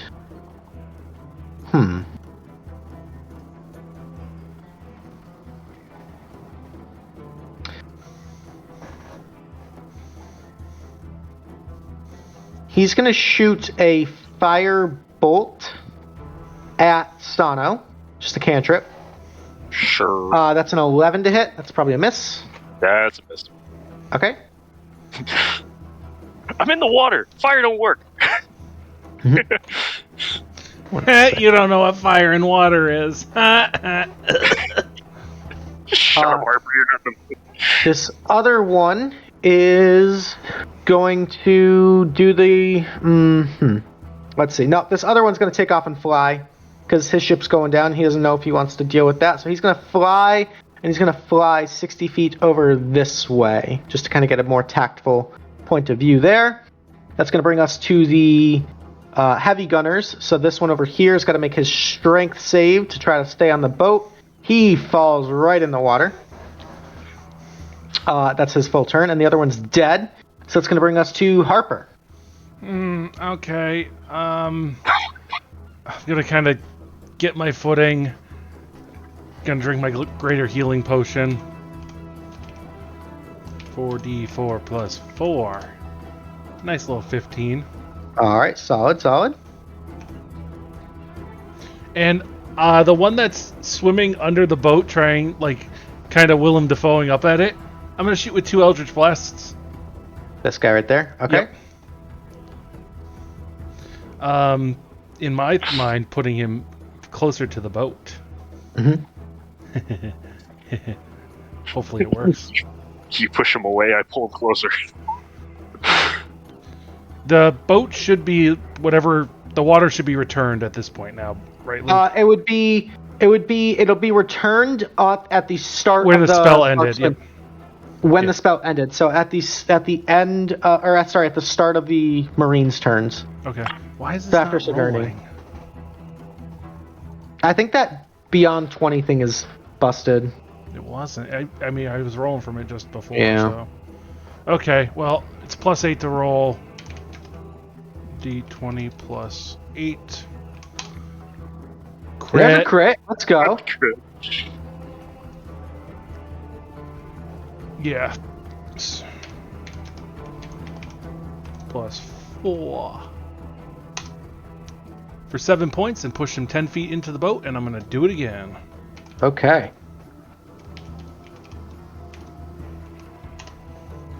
It would actually be a 26, but I don't think that matters, right? Yeah, that'll hit. Okay.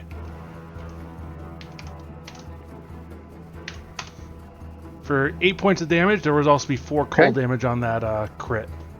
Yeah, I got that. So he's just getting battered into the boat that's falling. Okay, yeah, he's like right underneath it, yeah. That's my turn.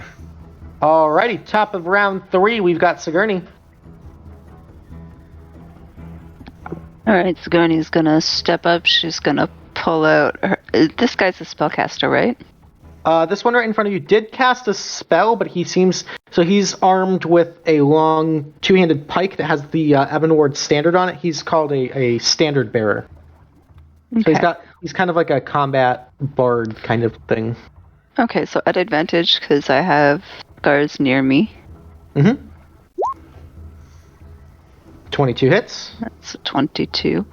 I'm going to cast Booming Blade on that as well and change the damage to cold.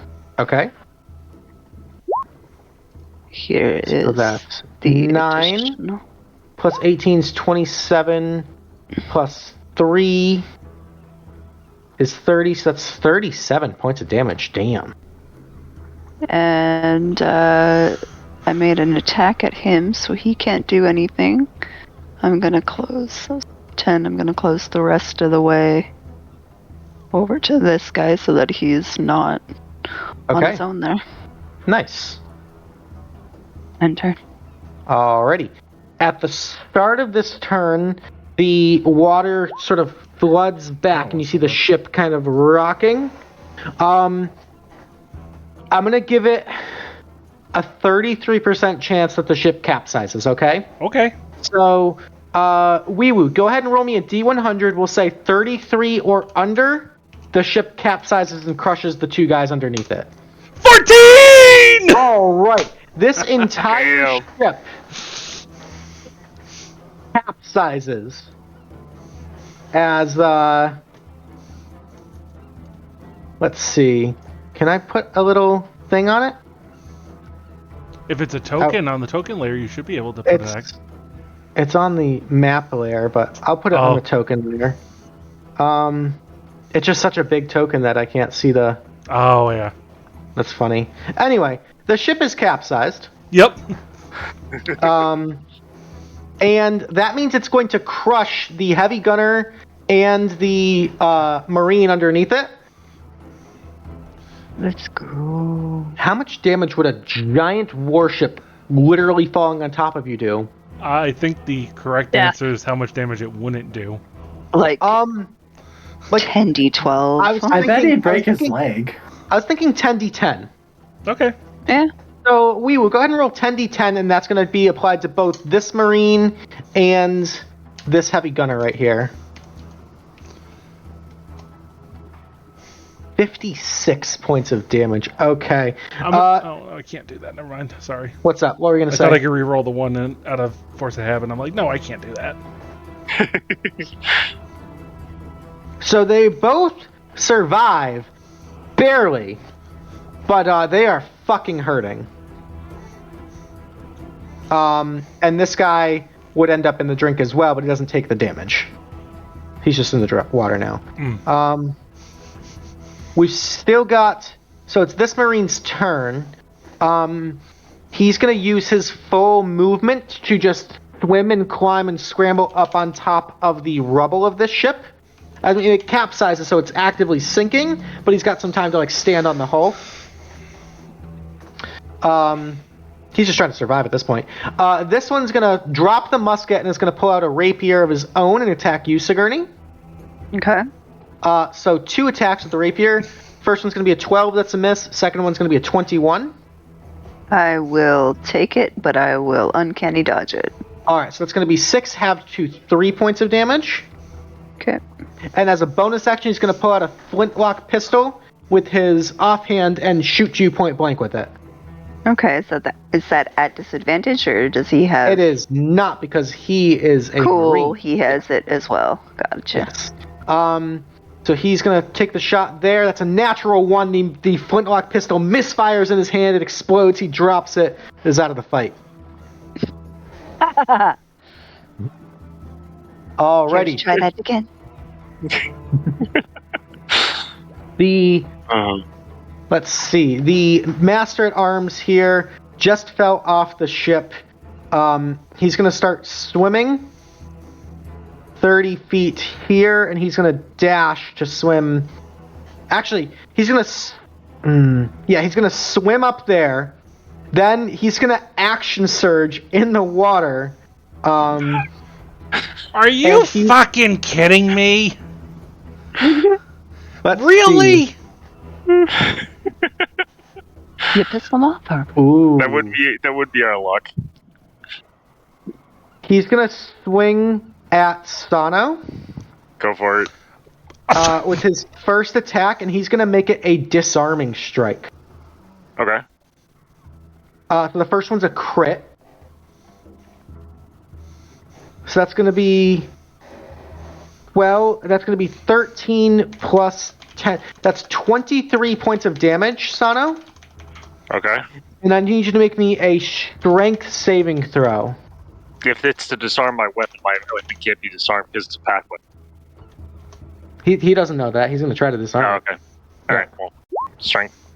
Yeah, so you managed to hold on to it. Second attack against you is going to be a 21. Shield. Okay.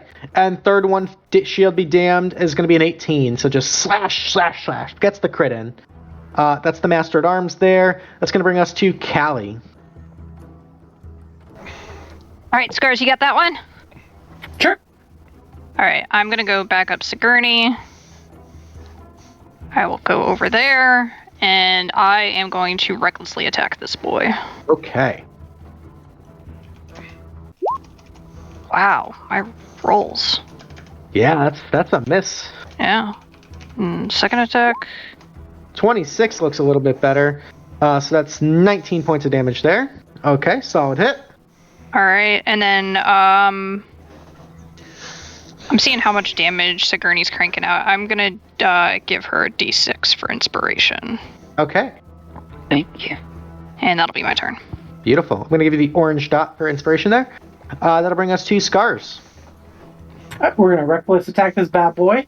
All right. 22 hits for 18. And we'll do another one. All right. 18 hits for another 18. If you back up, he has to move. What? If you back up, he has to move. Like, We're still waiting in the wing for the movement damage. He does have a pike, so he would have reach. So, I'm confused on how that works. What movement damage? from the booming blade. Booming blade. Oh, okay. My bad. I missed that. I didn't realize I did that.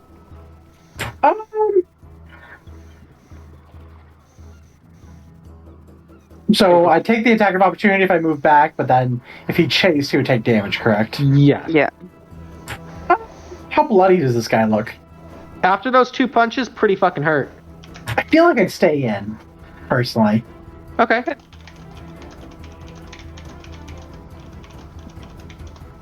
Alrighty, any Yep, bonus that'll- actions? We'll do a quick punch. Yeah, you got the Tavern Brawler punch. Why not? Bear with me. Thought you were wolf. That's bad. Alright. What? 28 hits I got for 8. it. It was bad. You said bear with me, and I said I thought you went wolf. Bear was 7. Okay. But 8 points of bludgeoning damage, so that was 18, 36 plus 8, 44 points of damage. Solid fucking turn. Alrighty. That's going to bring us to the standard bearer. This one is going to not take that one sitting down, so he's going to make his 2 attacks at you at advantage, Scars. So the first one's going to be a 20 to hit. That's 9 half to 4 points of slashing. Second one is a 19, which I believe still hits. Misses with the new AC because of Bengals. Because of Bengals. Nice. Okay. So that's 4 points of slashing damage there for you. This one's going to swim. He's going to full on dash and just barely get to the edge of the ladder there. That's going to bring us to Sano.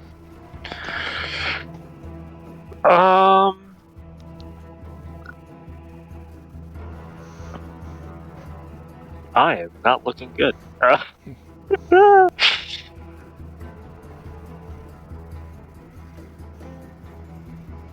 I have one. I could. I'm going to put myself in so much danger if I do that, but I don't want to be there. So I'm going to go ahead and Misty step back onto our ship. Okay. And use that spell slot. I only have 1 left. Yay. And I'm going to go ahead and Eldritch Blast. Let's see here. I'm going to Eldritch Blast the man at arms in front of Harper. Okay. First. 22 is going to hit for a single for point. 1, and he gets dragged 10 feet towards me. Okay. So now he's not engaged in Harper, which is what I wanted. Yay! And then we're gonna do, I think, a Hail Mary. Yeah, we're gonna do a Hail Mary. Eldritch Blast against the dude on the capsized ship. Just put him back in the drink because screw that guy. With There's a crit. 8 points of damage is actually enough to just straight up kill him. So you just see him get blasted and pulled in. You see the body just get sucked into the water. I love it. And then that's bonus action. That's all I got, folks. Wish me luck. The War Mages are gonna go. They're not too happy going with what's going on here.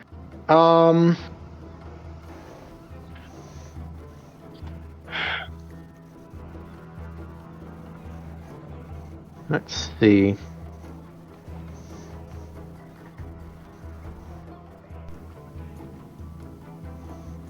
This one's going to fly up closer and is going to look at you, Scars, and is going to cast a 3rd level magic missile. So, Scars, you're going to take... let's see, that's 5, 10, 17 points of force damage on Damage Scars. swap. Okay, so that's going to go... Oh, clever. So it's going to go to me, but I also resist force damage. Mm-hmm. So you'll take half of 17, which would be 8 points of force damage, Callie. Mm-hmm. Clever. Okay. Clever, this one over here is going to... Let's see, the War Mages...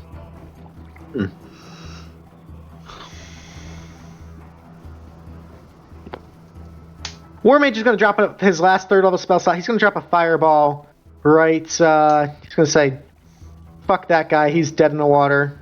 Literally and figuratively. 20-foot radius right here.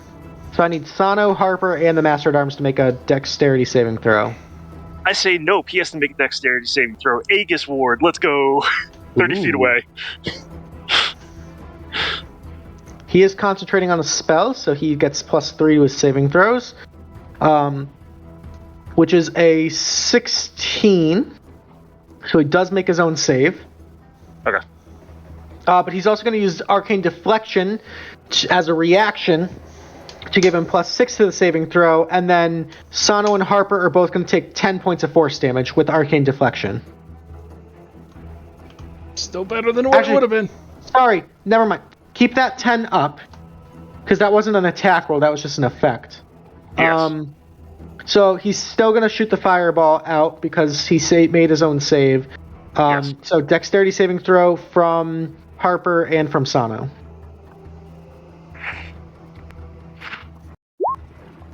$21. All right. Harper's going to succeed. Sano's going to fail. I'm down. And that's going to be 33 points of fire damage on Sano. 33 on the Master at Arms. And Sano, did you fail that? You have your the bardic inspiration from Sierra. It doesn't matter.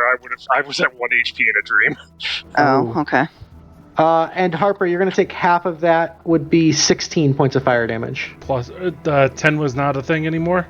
The 10's not a thing anymore. Okay, good. Ooh. Okay. Got a dream still, baby. All right. That's going to bring us to the Heavy Gunner. The Heavy Gunner is just going to start swimming. So he's going to full-on dash 20 feet right up next to you, Harper. But that's his full turn. And it's your turn. I'm gonna...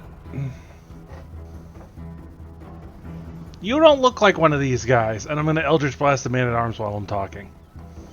Okay, you will be at disadvantage, because he's in melee with you. Oh, he has a pole arm? Oh, no, never mind. Ogre's right there, yeah. You're right, the ogre got me. That's fine, Yeah. I can take that risk. Okay. Because he's taking damage, and it's a 19, baby! And 19 will hit, yep. That's 7 plus 4. So 11, okay. And he can get 10 feet away from me. And I'm going to do it again. Okay. I said I'm going to do it again. Stop it. There it is. 17? 17's going to be a miss. Okay, that's fine. You're not from Ebonward. Why are you fighting with these guys? That's my turn. Alrighty. Top of round 4, we've got Sigourney. Alright, Sigourney, not at advantage, because I don't have any way to get it, is going to make an attack with her rapier. And she has the D6. 14's going to be a miss on the Marine. A 17? But with a 17 will be a hit. Alright, he gets sneak attack because... So that's 26 points of damage. Nice shot. And then thundering... whatever, Bloodaba. Booming Blade. Yep. As cold damage. That's 8 points of cold damage plus the 2d6, so another 15 on top of that. The combos. And she's going to move back this way. Because Garza's going to need backup when this guy gets up onto the ship. Alrighty. End turn. That's going to bring us to the Marine. The Marine's going to go. He's got his rapier against Callie. 2 attacks at advantage because you attack recklessly, right, Callie? Mm-hmm. Yes. Okay. First one's a 19. Yep. That'll be 12 halved to 6 damage. Okay. Second attack is a 25 for 13 halved to 6 damage as well. So 12 damage total on Callie. Okay. And then the other Marine's long gone. So that's going to bring us to the Master at Arms. Ooh. Oh, hey Luke, when I ran by this guy, did he make his opportunity attack or no? Because I didn't leave his reach. Actually, he would have made it as you approached. Because he's got Sentinel. Oh, or he's got full on Master Sentinel. So his actually, he can't make opportunity attacks against you because you have mobile. So but I didn't attack against him. Okay. Either way, it's a miss. So you're good. Yeah.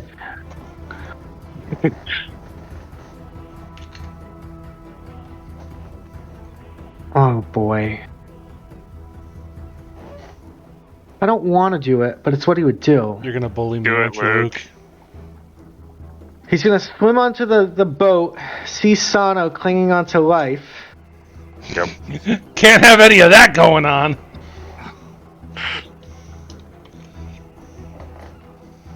And he's got 3 attacks at advantage. Ooh. Oh, jeez. Rick. Play it out. All right. 3 attacks at advantage against the down Sano. You have to beat a 21 armor class. Okay. First one's a 28. Yep. That's 2 failed death saving throws. Yep. Second attack is a 17. Third attack is an 18. Oh, you're still alive. Still alive, but 2 failed death saves. As I said, play it out. I have advantage on death saving throws. Let's go. All right. Not even close, baby. Okay. I didn't hear no bell. I hear no Callie from the Valley, you are up. I am going to drop a rage, and I'm going to cast Healing Word on our boy and get him back up. Just barely in range. Okay. Ignore the 2, so just 8. 8 health back to Sano. Thank you, Callie. And then I will not reckless, but I will. Actually, you know what? Fuck it. I'm gonna go reckless against this guy. Against the Marine? Okay. Yeah. Jesus, what are my rolls? Ooh, the rolls tonight. 14's going to be a miss. And 21 will hit for 16. Okay. He's looking very hurt. Right. Make a All right. move. Make a move. You know what? Fuck it. I got plenty of HP. I will try to back away from him. Okay, so he's He gonna no make longer has this gun. Yep. he's gonna make the opportunity attack. It's a 15. It's a miss. Yep, that's a miss. And I'll just make my way back over. Right. As you move into the standard bearer's range, he's gonna. Or no, he already used his reaction. He already used his, yeah. Used it on me. Yep. All right. And that's Alrighty. turn. Viewer's Choice is live, folks. We are winding down for the evening, so get those votes in for your MVP. Some fucking major plays going on tonight, so that's a hard vote. I do not envy you guys. That's going to bring us to Scar's turn. Good old-fashioned punching. All right, that's what we like to see. 17 is a hit for 23. And then, is he still standing? He's barely still standing. He's like, finish him. Reckless second, reckless attack. I'm second. Baby. Hell Love yeah. this. Nice. Yeah. With a satisfying crunch of 34 damage, you uppercut him, crashes against the deck. He's donezo. Hell yeah. And then we're gonna move up here because looks like this is the next. Mm-hmm. And that should end that turn. Okay. The standard bearer is going to start climbing up the ladder here. So he uses his 30 feet of movement to climb. At the end of his movement, he's going to attempt to grapple you. So he's going to try to grapple you and throw you back up off behind him, Scars. So I need a contested athletics or acrobatics. And you have advantage because you're raging if you do use athletics. Oh, shit. Okay, so he climbs up the ladder, grabs you by the belt, and just woof, right over his shoulder. You go flying off the deck. You're going to land in the drink right behind him. You are swimming now. I hate water. That's his full... Actually, that's only one of his attacks. So then he's going to take the lance and just try to poke you down at the bottom of the ladder at advantage. At advantage is going to be a 16 to hit, Scars, which is a miss. That's the only standard bearer we have left, right? I believe so. Yeah, because this one's dead. So Sano, you are up. Thanks to the healing ward, I'm going to go ahead and use half my movement to stand up.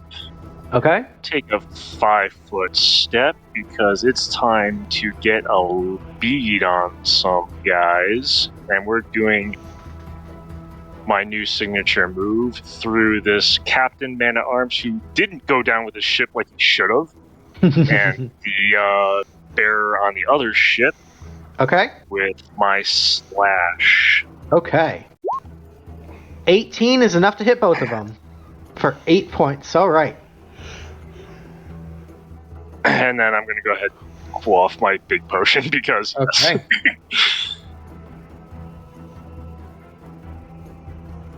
Alrighty. That's going to bring us to the War Mages. This one here is going to fly up this way. And is going to...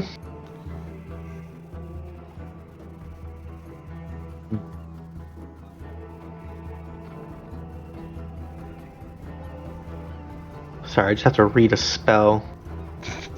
Relatable. Yeah. This one's gonna cast Grease on Callie. So Callie, I need you to make me a dexterity saving throw. So you managed to keep your feeding, but this entire deck is covered in grease right now. The other one, kind of giving a nod from up across the deck, is gonna use the last third level spell slot to drop a fireball centered on Callie. Mm-hmm. Callie, it's not Thirsty Thursday yet! Wait, actually, So I need a dexterity saving throw from Callie, Sigourney, and the flag bearer. Scars, I'd say, and Scars.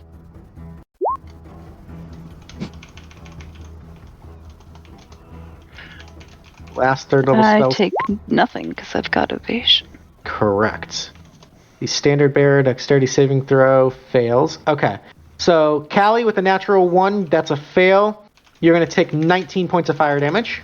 I have a breastplate that resists fire, so they'll take half that. Half of that will be 9. Sigourney, you take nothing. Mm-hmm. The flag bearer takes the full 19, and Scars, you're going to take the full 19 fire damage. And this ship is on fuego, the grease igniting. Because you are standing in the grease, Callie, I'm going to say that with the combo of spells, you are ignited. Fair enough. I would also like to damage swap and take that for Scars. Okay. So another 9 for me. Yeah, Scars, you take nothing. Callie, you take another 9. You are ignited, and the ship is on fire.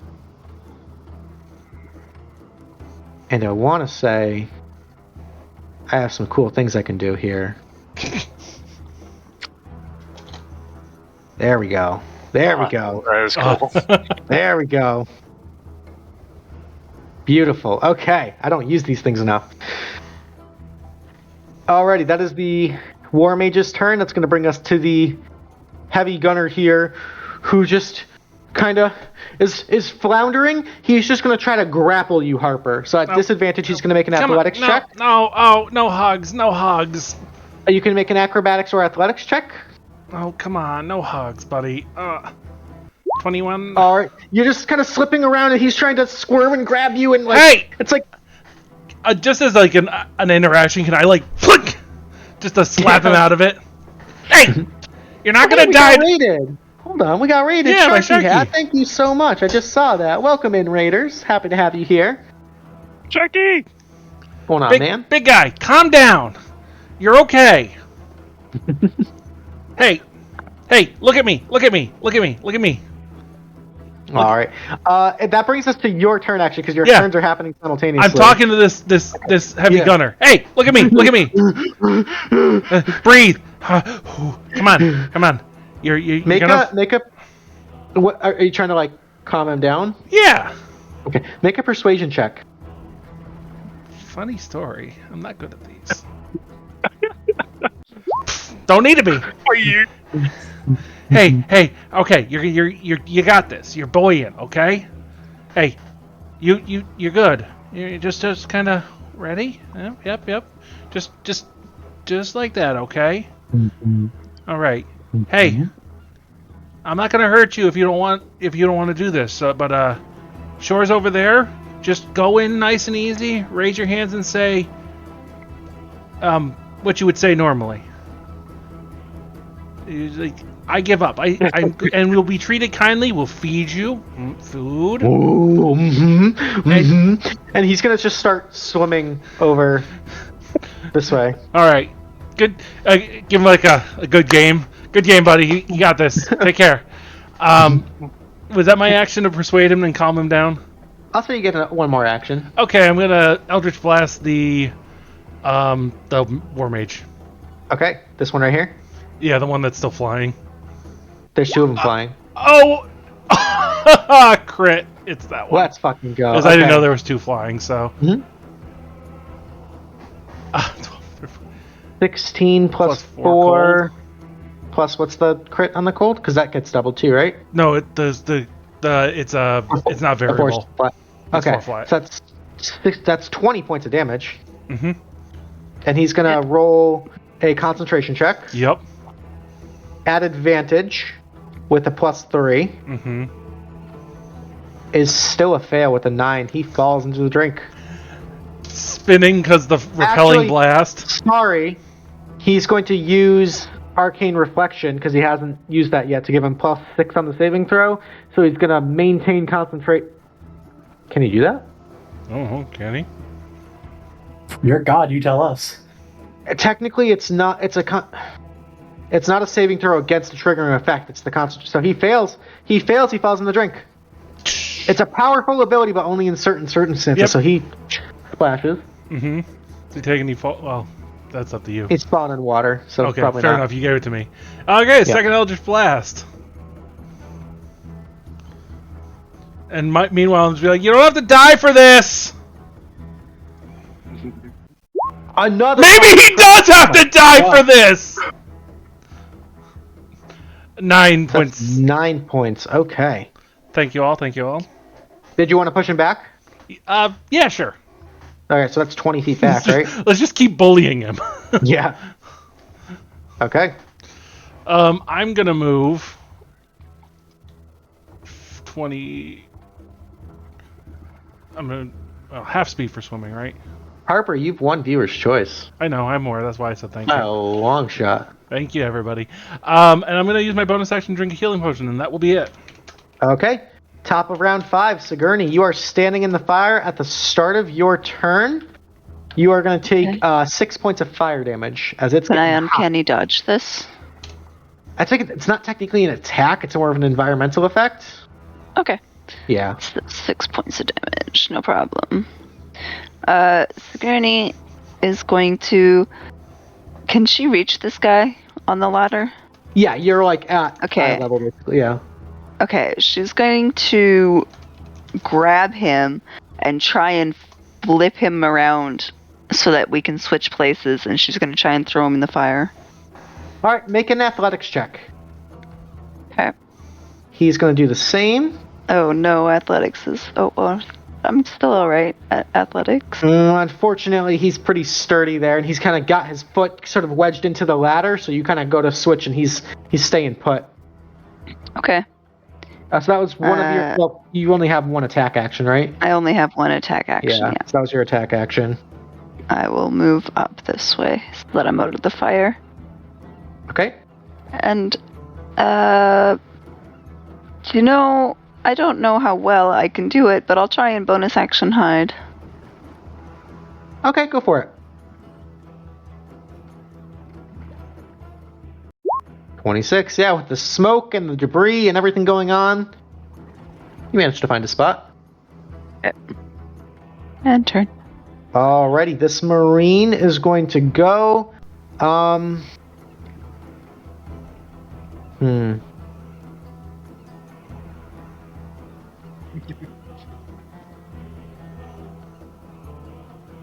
You know what? This ain't worth it.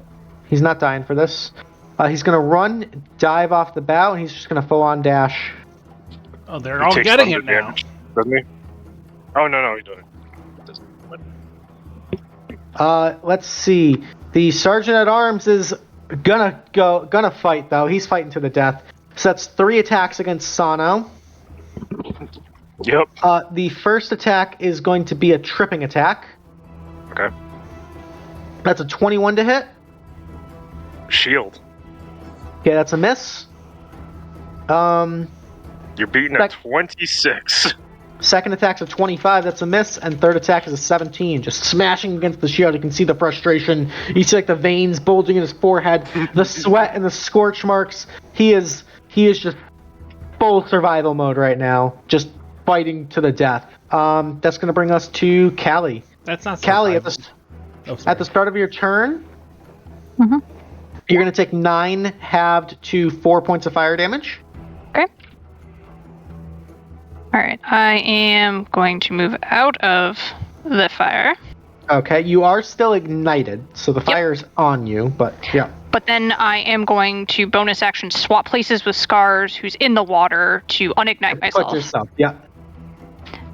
Okay. So, boop, boop. And then I would like to try to take some stabs going up with the pike at this boy. It's a pike fight. Go for it. Yeah. All right. They'll just be regular. Actually, no. Fuck it. We're going reckless. I don't give a fuck. Let's go. Wow. 16's a hit for 17. Right. And an 18's a hit for 14. Okay. All right. And then we'll throw. I'm going to throw another inspiration on Sigourney. All right, Sigourney, you can go ahead and take the orange D6 there. Thank you. And that'll be my turn. Alrighty, Scars, you are up. You're kind of feeling the warmth of this fire on you. Very close proximity, but not getting burned quite just yet. Okay. I'm going to...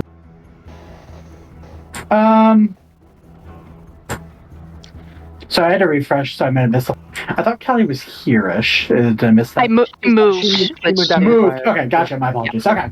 Can I jump to the wizard that's in the air? About how much higher is he? you do have your Earth Primal thing, right? Yes. Oh, yeah. Yeah, you can absolutely jump. So what I want to do is, because the way I interpreted that is, I can jump 3 times, but if I want to, I can use an action to, like, Goomba stomp him. I kind of want to jump near him, and since I have the Spirit Primal, I have a 15-foot range, kind of grab onto him and drag him down to the water with me. Okay. That's kind of what I'm thinking. Gotcha. So as you're jumping, you can go ahead and make a weapon attack, or like a fist attack. And we'll do that at Reckless, as all Reckless as I assumed, yeah. Hit him with a wee ball. With a 19, you jump, slamming down for 15 points of damage. He's got to make a concentration check.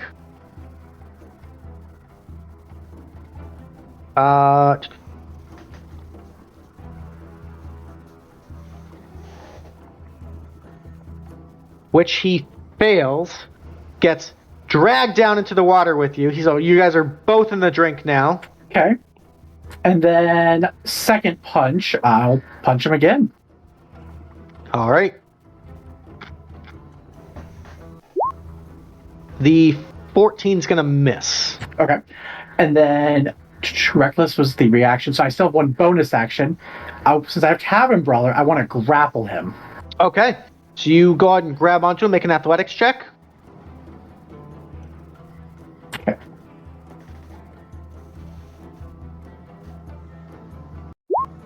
Easy enough. Yeah, you've got him. He's grappled. Okay. And that will end the turn. Beautiful. That brings us to the standard bearer. He's going to poke out at Sigourney twice. Can you see me? Oh, you're hidden. That's right. Okay. Never mind. I forgot. I didn't mark the token. So he's going to poke at Callie. Good call. So 2 attacks against Callie. That's a 22. Yep. For 7 half to 3. I haven't. Huh? Oh, I'm not raging right now. I had to drop the rage. 7 slashing and a 15 is a miss. Okay. And then Sano, you're up.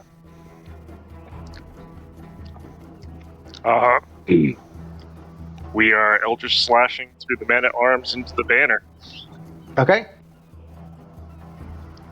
Where's it?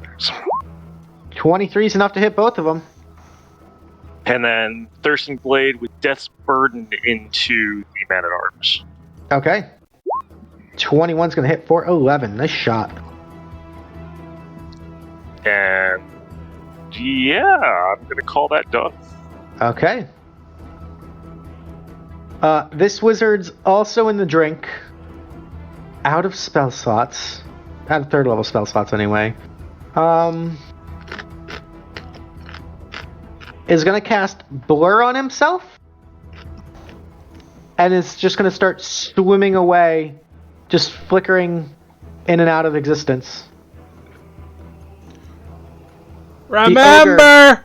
Surrender and you'll get fed and taken care of! The ogre just starts to, like, breaststroke and just, yummy food, swimming towards shore. Harper, you're up. If there's not a happy ogre at the tavern, I'm going to be very upset. I'm gonna Eldritch Blast the one that's fighting Sano, because he pissed me off earlier, too. Okay. 18, because he took damage. Because 18 just hits. 11 plus 4. 15, okay. 27. 27 hits for another 6, okay. Sano, do you want me to push him? If you want to play pinball with him, I'm down. I push him. 20 feet. Alright. Okay, in the drink. Sploosh. Alright, at the start of the round, the fire is going to grow bigger on this ship.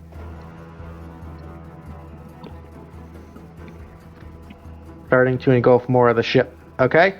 That's going to bring us to Sigourney.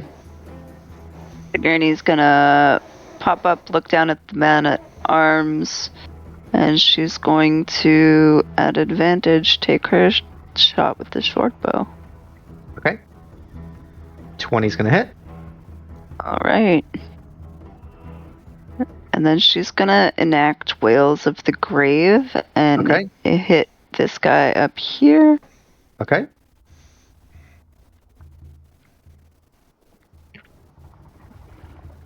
Another 6. Okay.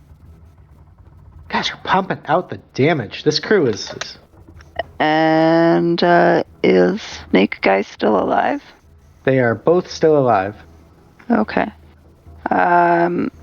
She will dive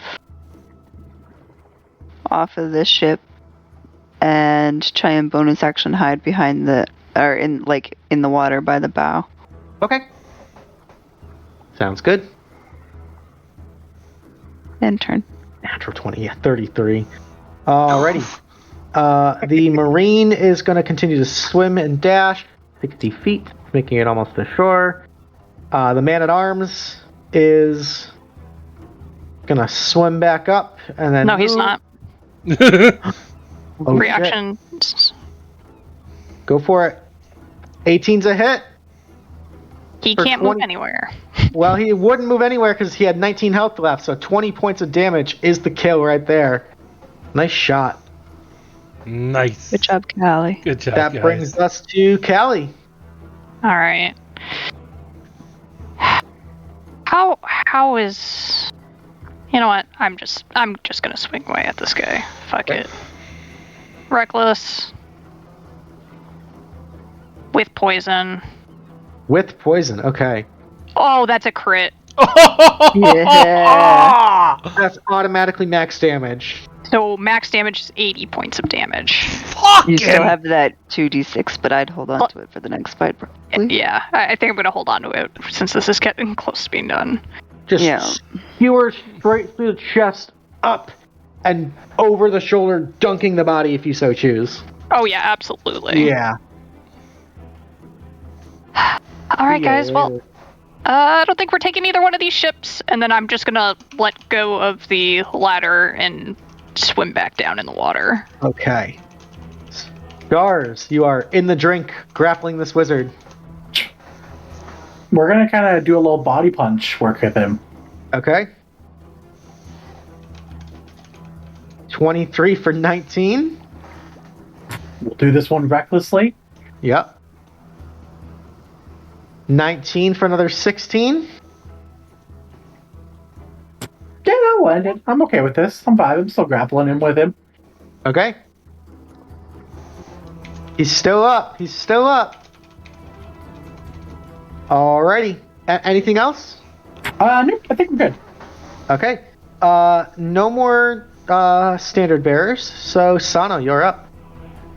Double Eldritch Blast, the War Mage. I'm pulling it back into us. This guy right here? Oh, yeah. You sadistic bastard. Okay. As Santa Claus once said, no survivors. Can we get someone to fact check that? Alright. 20 is going to hit for 10. And 15 is going to hit for 9. He's still up, and you're going to pull him back 20 feet? I pull him back 20 feet. Okay. And then, yeah, I'm just going to go ahead and move myself. Move myself up to the front of the ship so that I can have a better shot at him if he tries to run away. Okay. That's it. He's gonna continue to swim. He's gonna dash the 30 feet, and at the end of the turn, he's gonna blink. Actually, he has to make a concentration check. Mm-hmm. Isn't Blink. Blur different than Blink? Yeah, blur is different than blink. I thought he cast Blur on himself. Did he? He did cast blur. He cast. You said blur at first. You Yeah, said it is Blur. Blur, which is just disadvantage on attacks. Yeah. Which both of those would have still hit anyway. So he loses concentration on blur. He's just swimming away. That's his whole turn. This one over here is grappled. Doesn't have any third level spell slots left.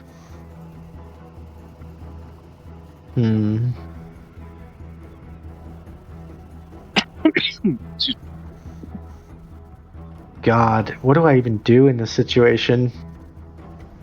He is going to cast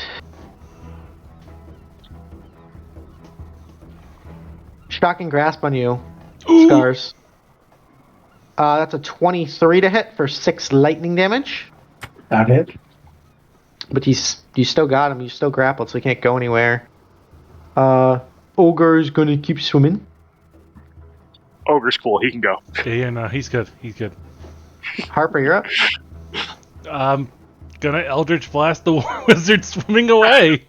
Okay. I can't pull him back, but I can hit him on the way out, baby. Yes, you can. 22 hits. Well, 20. Yeah. 14 points of damage. 14, okay. Go up, just barely. Yeah. Still up? Okay. No, not after that one. Yes. He's done. Bye, buddy. Enjoy your food. You're good. I didn't want to hurt his feelings thinking he was next. I gotta look out for my boy. Alrighty. Top of the round, fire is growing on the ship. It's starting to catch the mast and the sails. The ship is not going to be around for too much longer. I'm just getting out of the water. That's all I was doing. Sigourney, you are hidden in the water underneath it. She's going to swim under the water 30 feet and come up to attack this guy. Do I have advantage currently? I'm raging, you should. Mm-hmm. Yeah, oh yeah.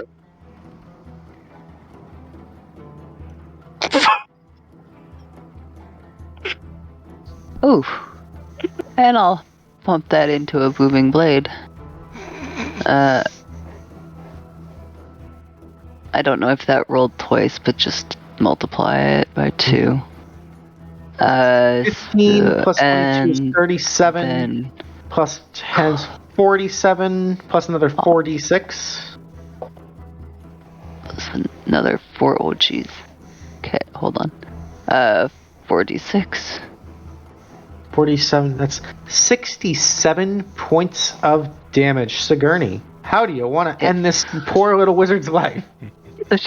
She swims over, and as she comes up, she goes, "Sorry, good night."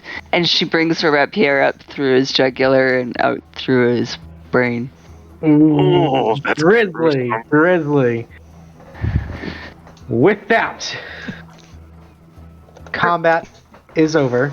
Real quick, Luke, Yep. I'm an idiot. I would like to climb up the ladder, take out the decanter of endless water, and say geyser and try to put out the flames on this ship.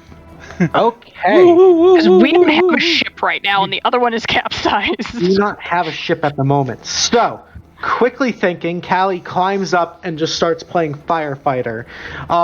You are able to rapidly put out most of the flames, and with some help, kind of seeing the game plan, you guys all manage to subdue the flames to the point where the ship is still functioning.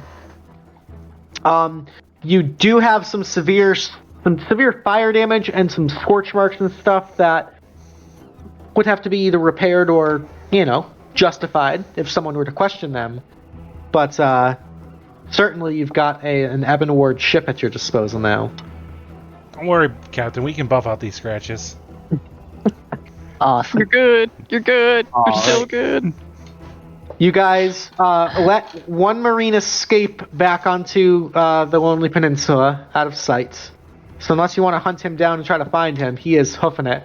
No. We told him he'd be fed and he'll be treated well. No. Whoa. That's not the ogre. There's a footman that got Oh. by. Oh, he No Russia. he's out of sight completely. It would have been his turn next in initiative. He would have dashed 60 feet. He would have been off the map. So I would say he's escaped you guys. Yeah, that's fine. We forgot about him. Oh no! Alrighty. These people to join Tealeaf Adventuring Company as a new recruit with the sign-on bonuses. Alrighty, and with that, folks, I think that's where we're gonna call it for tonight. That was a Good freaking game. fun mission right there. That was Woo. super fun. I love You guys- boats. Awesome. So, ladies and gentlemen, thank you for hanging out tonight. Hope you all had fun, because I certainly had a blast there. We will be back next Thursday with more D&D action, probably beginner tier from the looks of it, but we'll see. I'll keep you guys posted in the Discord. Everybody have a lovely weekend. Take good care of yourself. Say hi to a friend. Be nice because it matters. We love you here. And again, if you're ever interested in learning how to play D&D, if you want to get involved, please reach out. We'd be happy to have you. We got a bonus sign-on for recruits going on, thanks to Mr. WeeWoo. We're going to raid out. You got anybody picked out, Mr. WeeWoo? Squilios is on again. Squilios is on again. Running their charity stream. Oh, absolutely. Let's go help him out. All right. Alrighty. We're going to raid out the Squilios, give them lots of tack love, spread the good word, and we will catch you guys all on the flip side. Until next time, toodles.